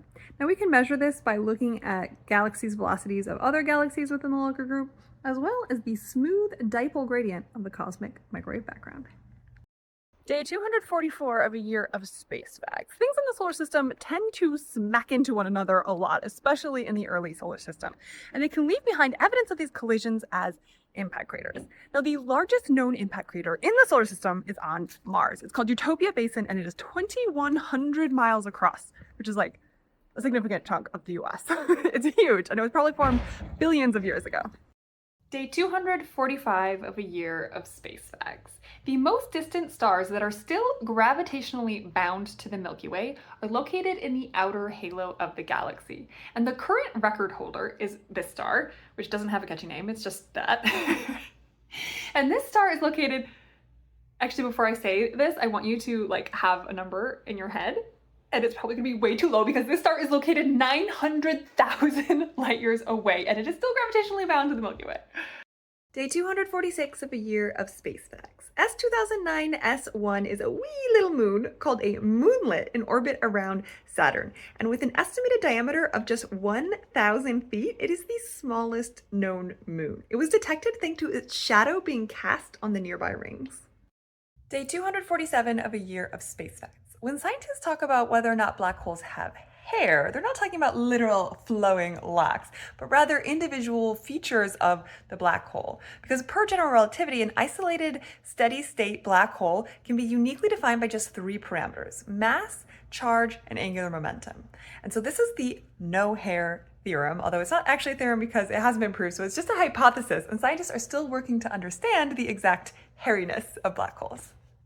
Day 248 of a year of space facts. The brightest star in our sky besides the sun is Sirius, the dog star. Now this isn't because it's the intrinsically brightest star, but because it's the right combination of being both intrinsically bright, it's about 25 times brighter than the sun, and close to us, it's just over 8.5 light years away, that makes it appear to us as the brightest. Day 249 of a year of space facts. A Wolf number sounds like something biologists might be counting in Yellowstone, but it's actually an approximation of solar activity. The number is a simple calculation based on the number of sunspots and groups of sunspots that are visible on the face of the sun, and it gives us a continuous comparable measure of solar activity dating back to the mid-1800s. Day 250 of a year of space facts. Astronomers use constellations to map out the sky into different sections, And the smallest constellation is actually one of the most recognizable. It is Crux, which contains the Southern Cross. It is just 68 square degrees, which is less than 0.2% of the entire sky. Day 251 of a year of space facts. Meteors hit the Earth with a minimum speed of 25,000 miles per hour. Not coincidentally, this is also the same speed that is needed to escape from the Earth's surface, aka the escape velocity. Day 252 of a year of space facts. Sunsets on Mars are blue. The sky is actually an orangey color during the day, and then that becomes bluish during the sunset. And this is because the typical size of particles in the Martian atmosphere is different than here on Earth. There's a different kind of scattering of sunlight. Day 253 of a year of space facts. 878 days is just under 2.5 years. And it's also the most amount of total time that a human has spent in space. That being cosmonaut Gennady Padalka, who undertook a mission to Mir as well as 4 ISS missions before his retirement in 2017. Day 254 of a year of space facts. The Orion Nebula is a stellar nursery made of gas and dust and young stars. It is located in the sword of the Orion constellation. It is the nearest star-forming region to us and is one of the brightest nebula. In fact, it is one of the few that is visible to the naked eye. Day 255 of a year of space facts. In 1994, we got to witness for the first time live the collision of 2 significant solar system bodies when the comet Shoemaker-Levy 9 plummeted into the surface of Jupiter. The comet was actually torn apart before impact into at least 20 pieces, which created plumes thousands of miles high and left marks on the surface of Jupiter that were visible for weeks. Day 256 of a year of space facts. The brightest object in the sky, besides the sun and the moon, is the planet Venus. Because it's really close to us and it has a very reflective cloud cover, it appears 6 times brighter than Jupiter and 12 times brighter than Sirius. Day 257 of a year of space facts. In astronomy, a terminator isn't a robot. It's actually the line between daylight and darkness on a celestial body. And typically the terminator moves across the surface of the body depending on its rotation and orbit. However, planets that are tidally locked to their suns, which we don't have here in the solar system, actually have stationary terminators. Day 258 of a year of space facts. The asteroid belt isn't just like a solid belt of asteroids. It has structure within it, primarily due to the influence of Jupiter. Most notable are the Kirkwood gaps, these thin regions with almost no asteroids at all due to destabilizing resonances with Jupiter's orbit. Day 259 of a year of space facts. At the edges, the sun is dimmer and redder than at the center. This is called limb darkening, and it's because of the depth to which we are seeing the photons come from. Because at the center, at a more straight-on angle, we can see a little bit deeper to a hotter and brighter part of the sun. Day 260 of a year of space facts. Space is big. Duh. But how big? Well, we can't actually know how big the whole universe is, but the part of it that we can see, which we call the observable universe, is estimated to be 94 billion light years across. Day 261 of a year of space facts. A lunation is the period of time it takes the moon to go through all its phases, so the time from one new moon to the next new moon. And it's actually longer than the moon's sidereal orbital period because of the motion of the Earth, which is the same reason that lunations can actually vary in time by several hours. But the average lunation is just over 29.5 days. Day 262 of a year of space facts. In space, you can weld metals together just by touching them together. This is called cold welding, and basically the atoms of the metals just sort of mix together and don't know which part of the metal they belong to because there isn't an oxide layer in between them.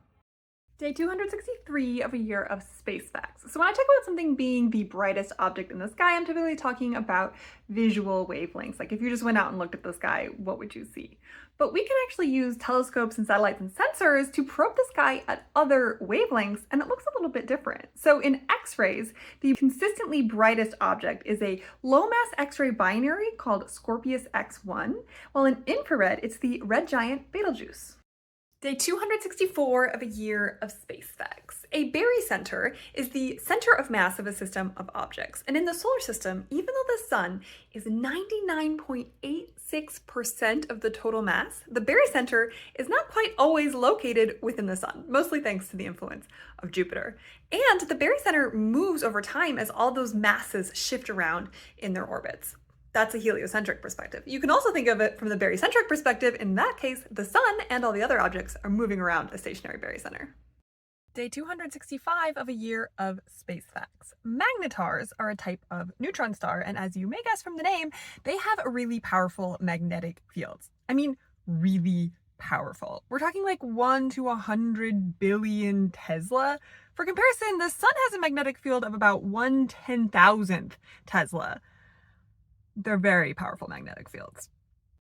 Day 266 of a year of space facts. Astronomers tend to measure the size of things on the sky in angles because that's what we can actually directly measure from observations. So for example, the full moon has an angular diameter of about half a degree, while distant stars have such tiny angular diameters, mere fractions of an arcsecond, that typically we can't even resolve them. Day 267 of a year of space facts. Comets can die. So the volatile material that sublimates from a comet and creates that beautiful distinctive coma, it can basically run out or get trapped beneath a layer of dust. And once that happens, the comet pretty much just looks like a plain old asteroid. In fact, several % of near-Earth asteroids might actually be dead comets. Day 268 of a year of space facts. The photoelectric effect is a physics phenomenon that happens when light strikes a material and the material releases an electron. This is actually what Einstein won his Nobel Prize for, although that's kind of a whole other can of worms. Anyway, what does this have to do with space? Well, besides just like all the intrinsic ties between physics and astronomy and the interaction of light and matter, the photoelectric effect is how CCDs work. And CCDs are how almost all modern telescopes capture data, from JWST down to a backyard astrophotography setup. Day 269 of a year of space facts. So stars can no longer produce energy by fusing together elements that are heavier than iron. So all of the elements heavier than iron have to be produced in some other way. And one of those ways is the S process, or the slow process. During the S process, elements build up by neutron capture and beta decay. And the slow part means that there's actually time for this decay to happen before the next neutron capture event occurs. And this process seems to happen basically in dying low mass stars called asymptotic giant branch stars. Day 270 of a year of space facts. Not all heavy elements can be formed via the S process, but there's another process that happens in very energetic environments with a really high amount of neutrons, like supernovae and kilonovae. This is the R process, or rapid process, because there is no time for decay to happen in between the neutron capture. The R process can build up heavy nuclei in just seconds. Day 271 of a year of space facts. An occultation is when one celestial body blocks another one from view, and this can happen in all sorts of ways, but one really interesting case is when stars are occulted by small solar system bodies, because this actually allows us to measure those bodies much more accurately than we otherwise could. For example, we know that the dwarf planet Haumea has a ring because it occulted a star back in 2017. Day 272 of a year of space facts. One of the rarest types of occultations is the occultation of Saturn by Jupiter. This is next estimated to occur in the year 7541 and is estimated to have last occurred in almost 7000 BCE. Day 273 of a year of space facts. The Kardashev scale ranks intergalactic civilizations on their ability to use energy. So type 1 civilizations can harness all the energy from their planet, type 2 civilizations can harness all the energy from their star, and type 3 civilizations can harness all the energy from their galaxy. Earth? We're more like a type 0.7 civilization. Day 274 of a year of space facts. In the present-day universe, there are 4 fundamental forces: electromagnetism, the weak force, the strong force, and gravity. Now, I say present-day universe because at higher energies, like those in the very early universe, that's not the case. See, the electromagnetic force and the weak force combine into a force called the electroweak force. And this electroweak epoch lasted until the universe was a whopping 1/10 of a nanosecond old. Day 275 of a year of space facts. Sometimes the moon flashes. These brief changes in brightness or color are called transient lunar phenomena, and while they have been observed for centuries, their exact cause remains unknown. Possible explanations, besides just mistaken observers, include gases being released from the lunar surface, electrostatic discharges, atmospheric effects here on Earth, meteorite strikes on the moon, or maybe just a combination of all of the above. Day 276 of a year of space facts. Astronomers use something called magnitudes to measure the brightness of objects. Now, this system was created like 2-ish millennia ago, so it's not always the most intuitive. For one thing, lower magnitudes mean brighter objects, and the scale isn't linear, so a magnitude of 1 isn't twice as bright as a magnitude of 2, but it's not like a straightforward logarithmic scale where like a magnitude of 1 is 10 times brighter than a magnitude of 2. Instead, a magnitude of 1 is 100 times brighter than a magnitude of 6. So a magnitude difference of 1 is actually a difference in brightness of 100 to the 1/5, or around 2.5.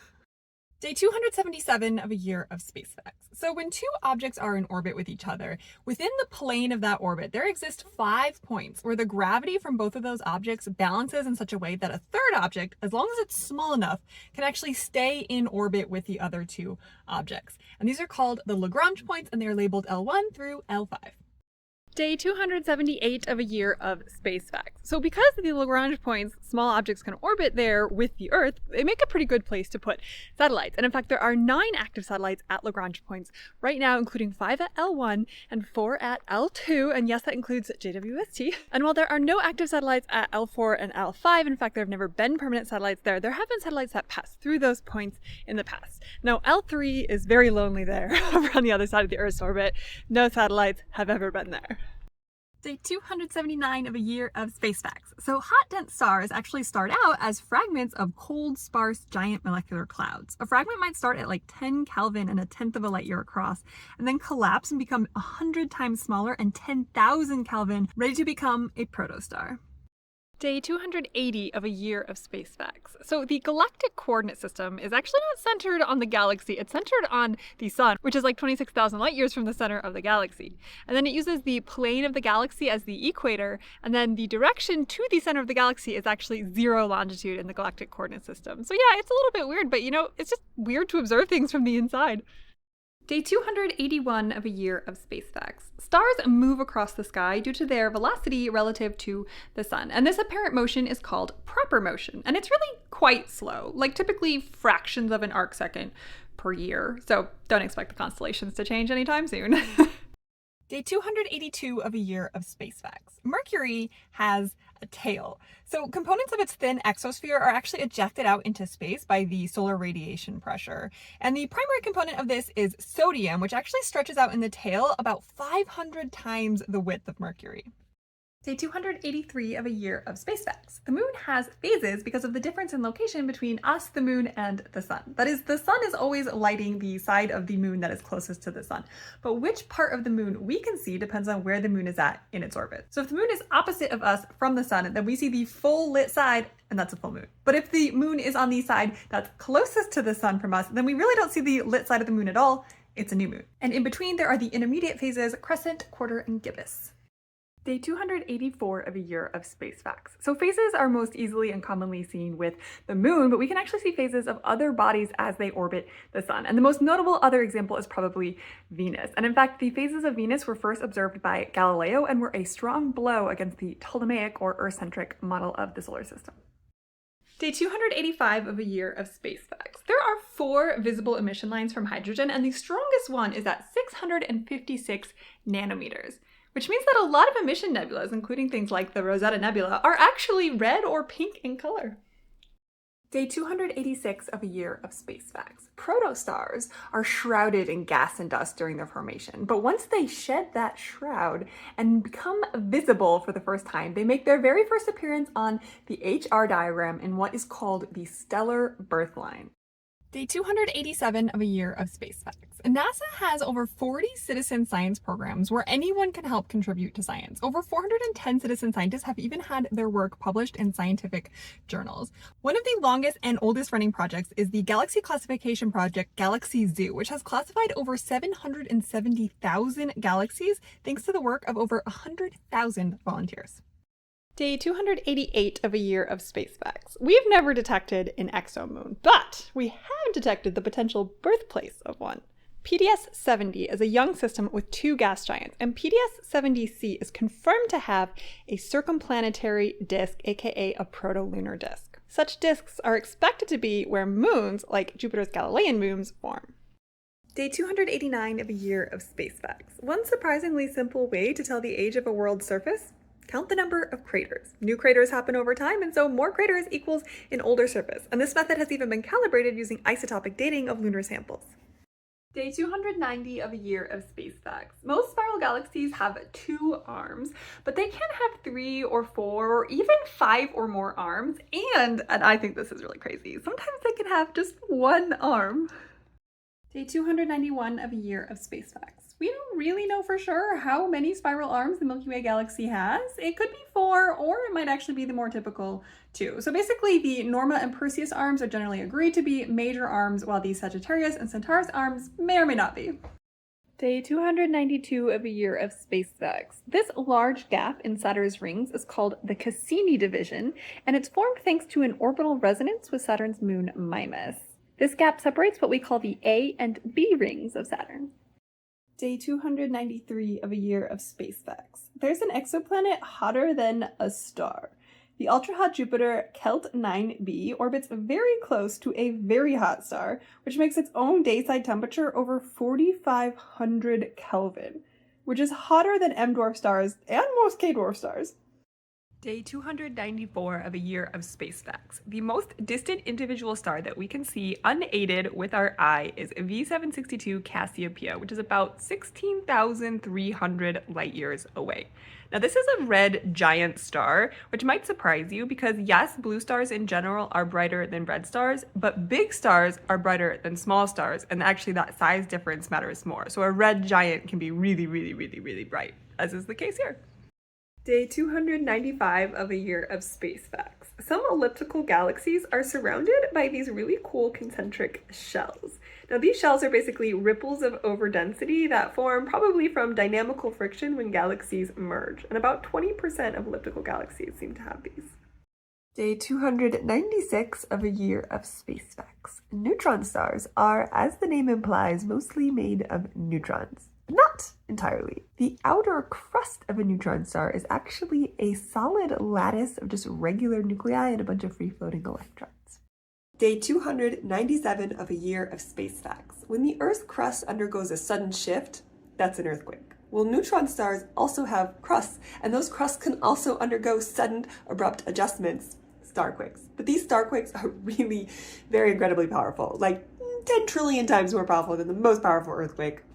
Day 298 of a year of space facts. For a brief period in November 2007, the Sun was not the largest object in the solar system. The title was temporarily held by the comet 17P Holmes, which underwent the largest ever cometary outburst, resulting in its coma stretching about 870,000 miles in diameter, which is about 5,000 miles more than the Sun. Day 299 of a year of space facts. Carbon stars are a special type of red giant that have more carbon than oxygen in their atmospheres. That's opposite of most stars. And this makes them actually appear even redder in color. And that carbon is dredged up from the interior of the star by convection. Day 300 of a year of space facts. If you take a grain of rice and you go look at the sky and you hold that rice out at arm's length, how many galaxies do you think are in that patch of sky being blocked by the rice? The answer is at least 5,500 according to the Hubble Extreme Deep Field, which stared at a patch of sky for 22.5 days over the course of 10 years and saw galaxies as faint as magnitude 31. Day 301 of a year of space facts. The Sun is located inside a bubble. So this cavity of less dense interstellar medium is called the local bubble, and it's about 10 times less dense than the average Milky Way ISM. It's about 1,000 light years across, although it is not spherical in shape, it's all wonky. Day 302 of a year of space facts. The most powerful volcano in the solar system is, you may have guessed it, on our favorite volcanic moon, Io. It's called Loki, and it is more powerful than all of Earth's active volcanoes combined, and it fills an enormous lake of lava called Loki Patera that's 126 miles across. Day 303 of a year of space facts. When galaxies are traveling through a hot intracluster medium, their gas can actually be stripped away by ram pressure, which leads to these really long tails of gas that kind of trail behind the galaxy, and that gives rise to their nickname, which is jellyfish galaxies. They're so cute. I love it. Day 304 of a year of space facts. Neutrinos very rarely interact with matter, which makes them really difficult to detect because detectors are made out of matter. So one way you can do it is with a very large volume of transparent material, like ice. Like the Ice Cube Neutrino Observatory, which uses a cubic kilometer of ice that's buried 1.5 kilometers beneath the surface in Antarctica. And even with all that volume, they still only detect less than 300 neutrinos in a day. Day 305 of a year of space facts. Astronomers like to measure time using something called Julian dates. The Julian date is just the number of days, including fractional days, since noon on January 1st, 4713 BCE. Now that's a pretty big number, like in the couple of millions. So it's common to actually subtract off 2.4 million and a half to get something called the modified Julian date.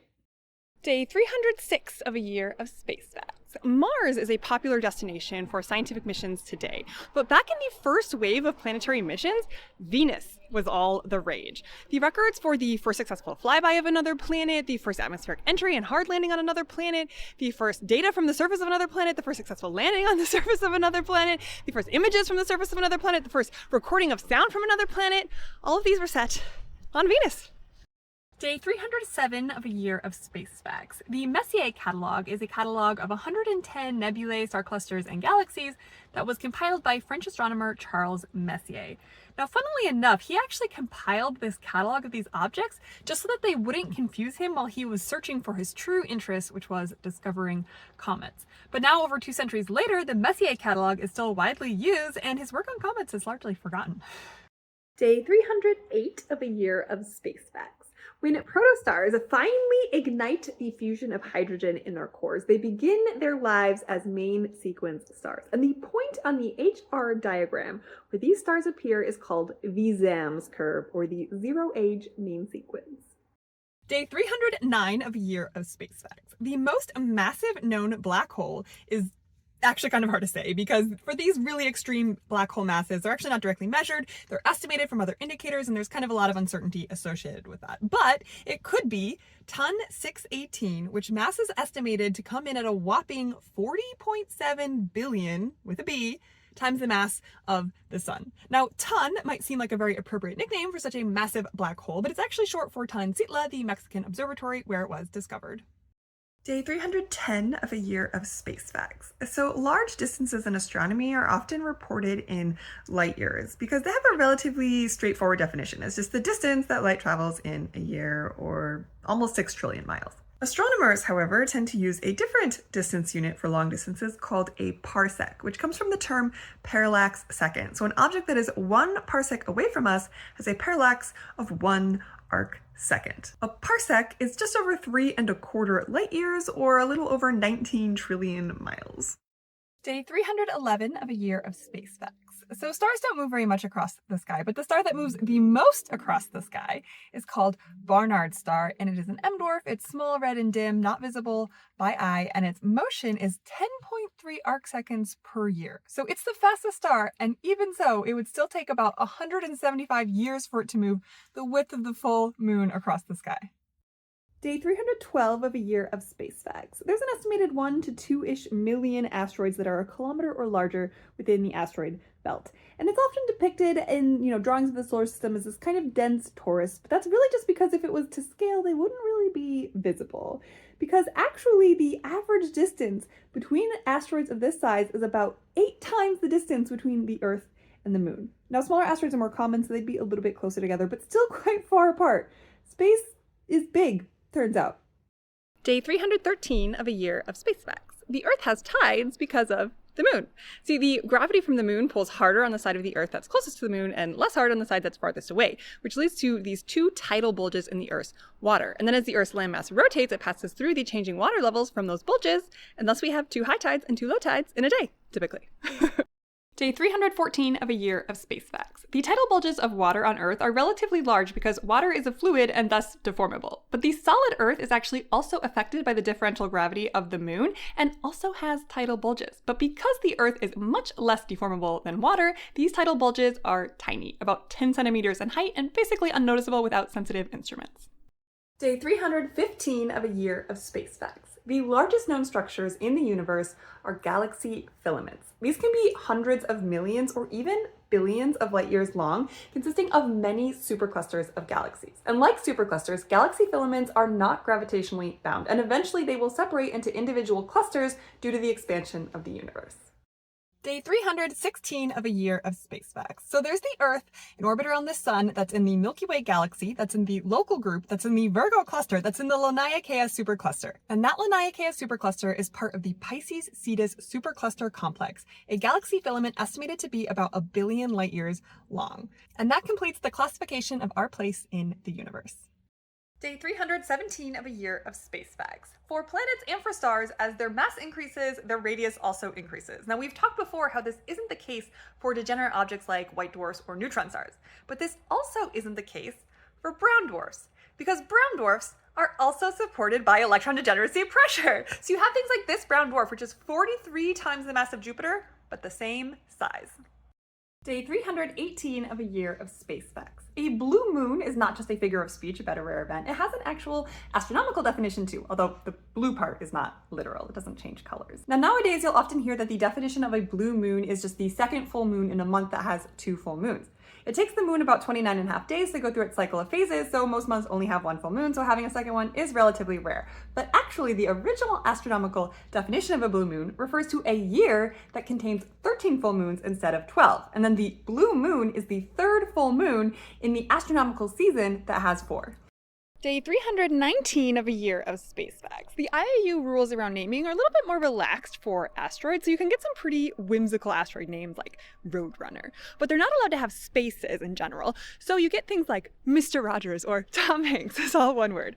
Of course, there's my personal favorite, asteroid 783 Nora. Now, that was discovered in 1914, so it's not actually named after me, but still. Day 320 of a year of space facts. So for a certain class of star whose brightness changes regularly over time, called Cepheid variables, the brighter they are, the longer the time period is over which their brightness fluctuates. And the key here is that the brightness is not the apparent brightness, but the absolute brightness, which is really difficult to know for distant stars, but is very key for estimating distances. So this is a really important relationship, and it is known as Leavitt's law.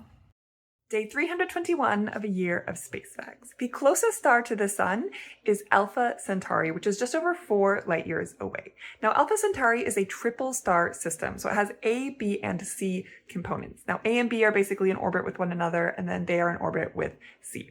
Alpha Centauri C happens to be a little bit closer to us than A and B, and so it's also known as Proxima Centauri.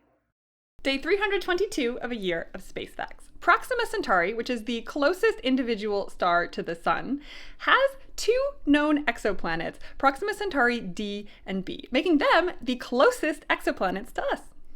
Day 323 of a year of space facts. The largest crater relative to the moon that it's on in the entire solar system is found on Saturn's moon, Tethys. The crater is called Odysseus, and it's 277 miles across, which is 42% of Tethys's entire diameter. That means of the surface area of Tethys, about 18% of it is Odysseus. For comparison, on Earth, the entire land area of Europe, Asia, and Africa combined is about 17% of their surface area. Day 324 of a year of space facts. The Milky Way and Andromeda galaxies are the 2 largest galaxies in the local group, and eventually they'll just be 1, because they're going to collide in about 4.5 billion years. Now, the galaxies are going to collide, but the individual stars aren't physically going to be hitting one another. They're just too far apart. Day 325 of a year of space facts. Astronauts in orbit experience weightlessness, what's called a zero-G environment. But zero-G doesn't mean zero gravity, it means zero G-forces. See, gravity at the ISS is only about 10% less than it is here at the surface of the Earth. But the station is moving sideways fast enough that gravity isn't actually pulling it any closer to the Earth. Instead, gravity is just keeping it from flying off into space. Orbits are basically just falling and missing. Day 326 of a year of space facts. Distant star-forming galaxies have a dramatic drop in brightness at wavelengths less than 91.2 nanometers. And this is because neutral hydrogen absorbs all of those photons. So we can actually identify these Lyman break galaxies because they appear to drop out of images at different colors once those wavelengths have been redshifted due to their distance. Day 327 of a year of space facts. The stars spend most of their lives on the main sequence, steadily burning hydrogen in their cores, but they're not completely unchanging during their time on the main sequence. They actually get a little bit brighter over time. In fact, the sun is estimated to have been 25% dimmer when it first arrived on the main sequence than it is today. Day 328 of a year of space facts. Asteroids can have moons. The first confirmed asteroid moon was the moon Dactyl around the asteroid Ida back in 1993, but now we know of hundreds of asteroid moons, or as they're often called because of their small size, moonlets. Day 329 of a year of space facts. The closest black hole to us is Gaia BH1, which is a stellar mass black hole about 10 times the mass of the sun that's in orbit with a G-type star similar to the sun, just over 1,500 light years away. Now, the black hole was detected due to its effect on the motion of its stellar companion. Day 330 of a year of space facts. Blazars are what we see when we happen to be looking directly down the barrel of a relativistic jet. So these sources are very bright. They emit high energy gamma rays. They're very highly variable, and they actually get an extra boost in brightness because of an effect called relativistic beaming because they're just moving so dang fast.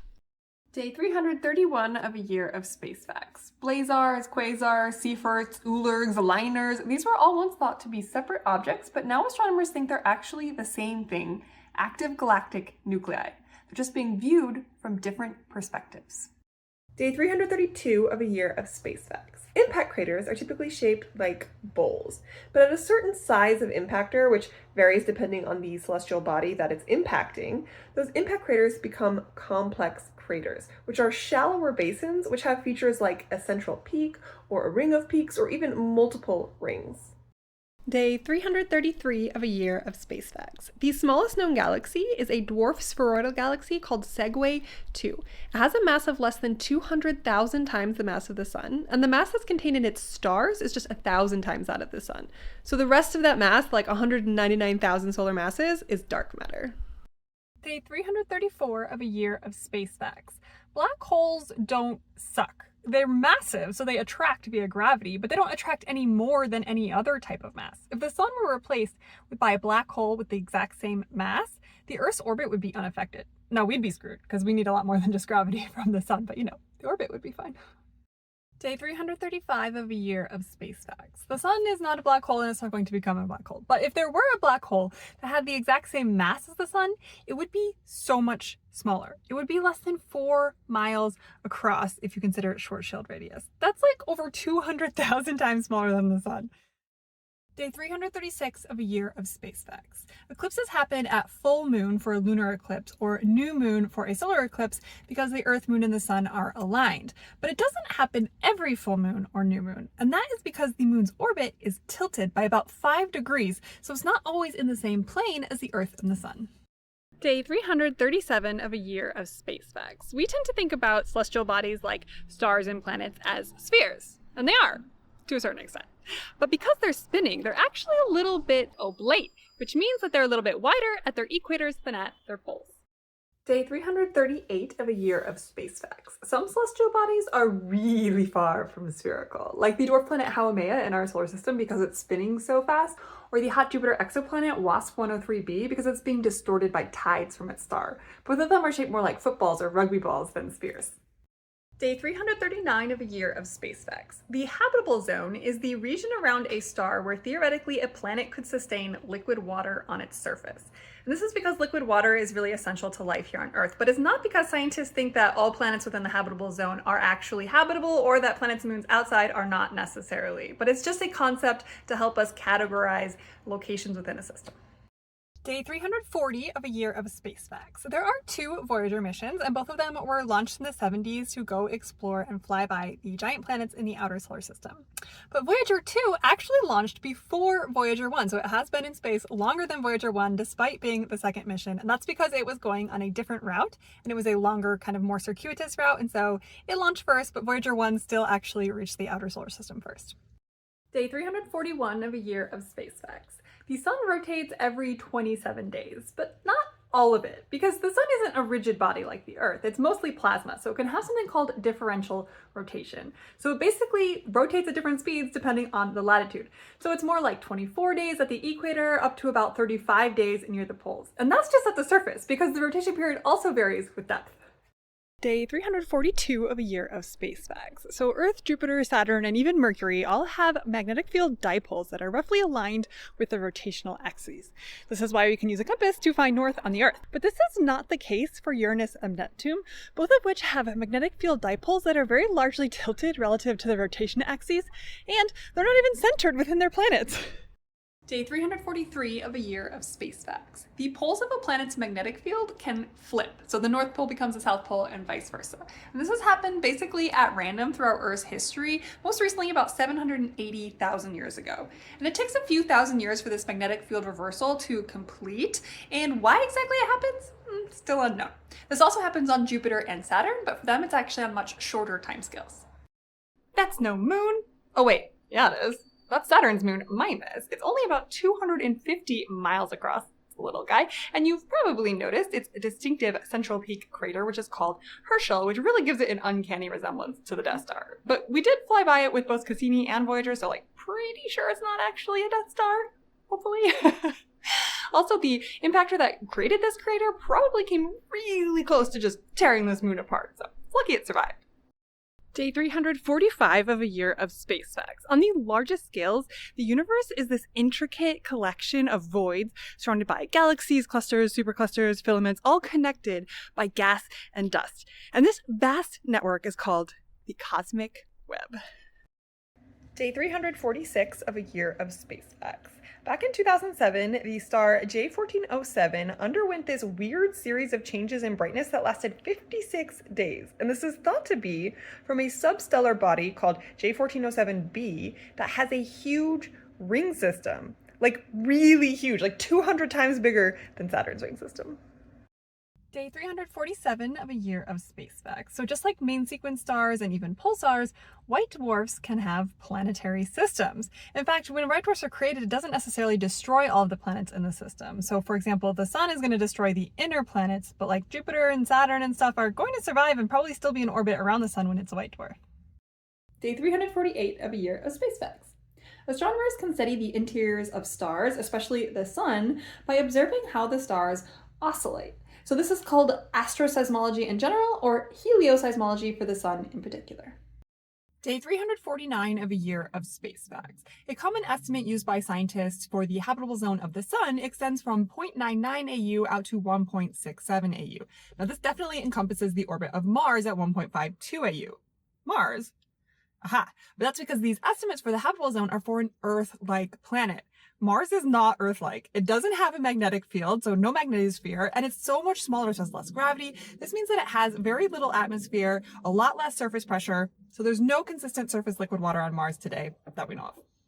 Day 350 of a year of space facts. White dwarfs crystallize from the inside out as they cool, and we've actually found some of these crystallized white dwarfs, including BPM 37093, which is a 1.1 solar mass white dwarf that's estimated to be between 32% and 90% crystallized. And since white dwarfs are made of mostly carbon, that's one big ass diamond.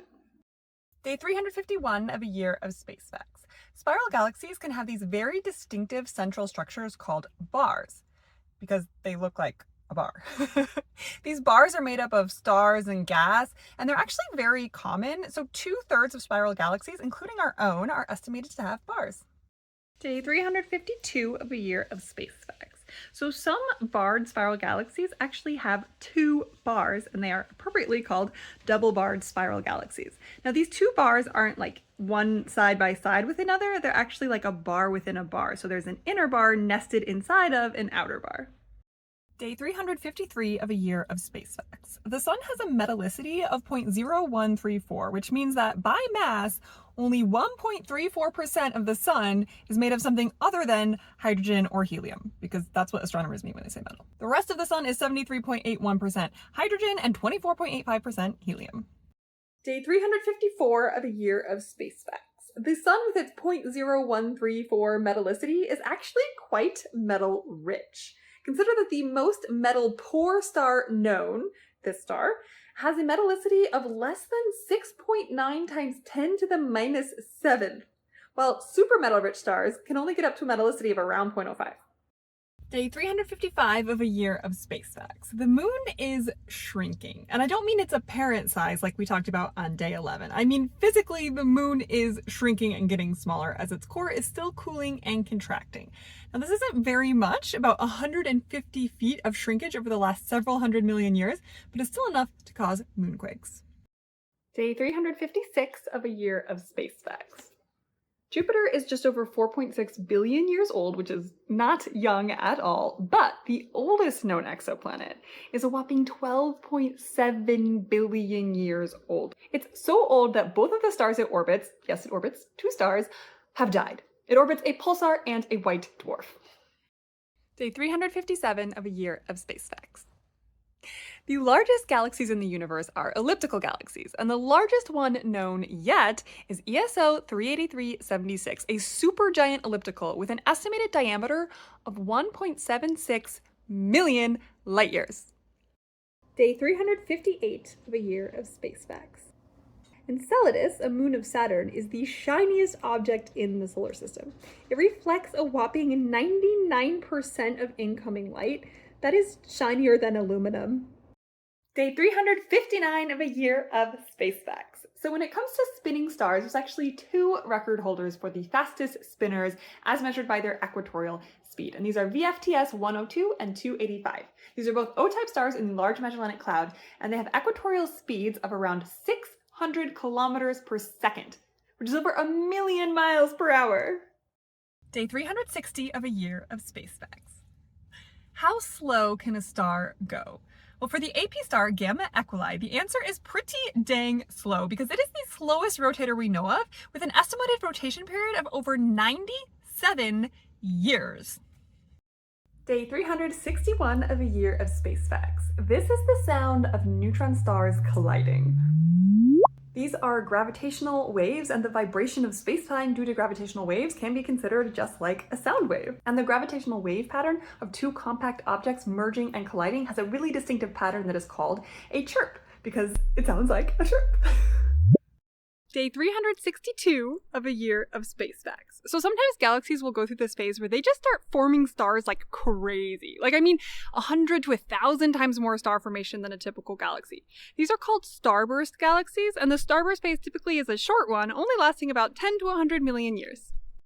Day 363 of a year of space facts. Sending a rocket out of the solar system entirely requires less delta V, that is less thrust and rocket fuel, than sending a rocket to land on Mercury. And it's not even close. Day 364 of a year of space facts.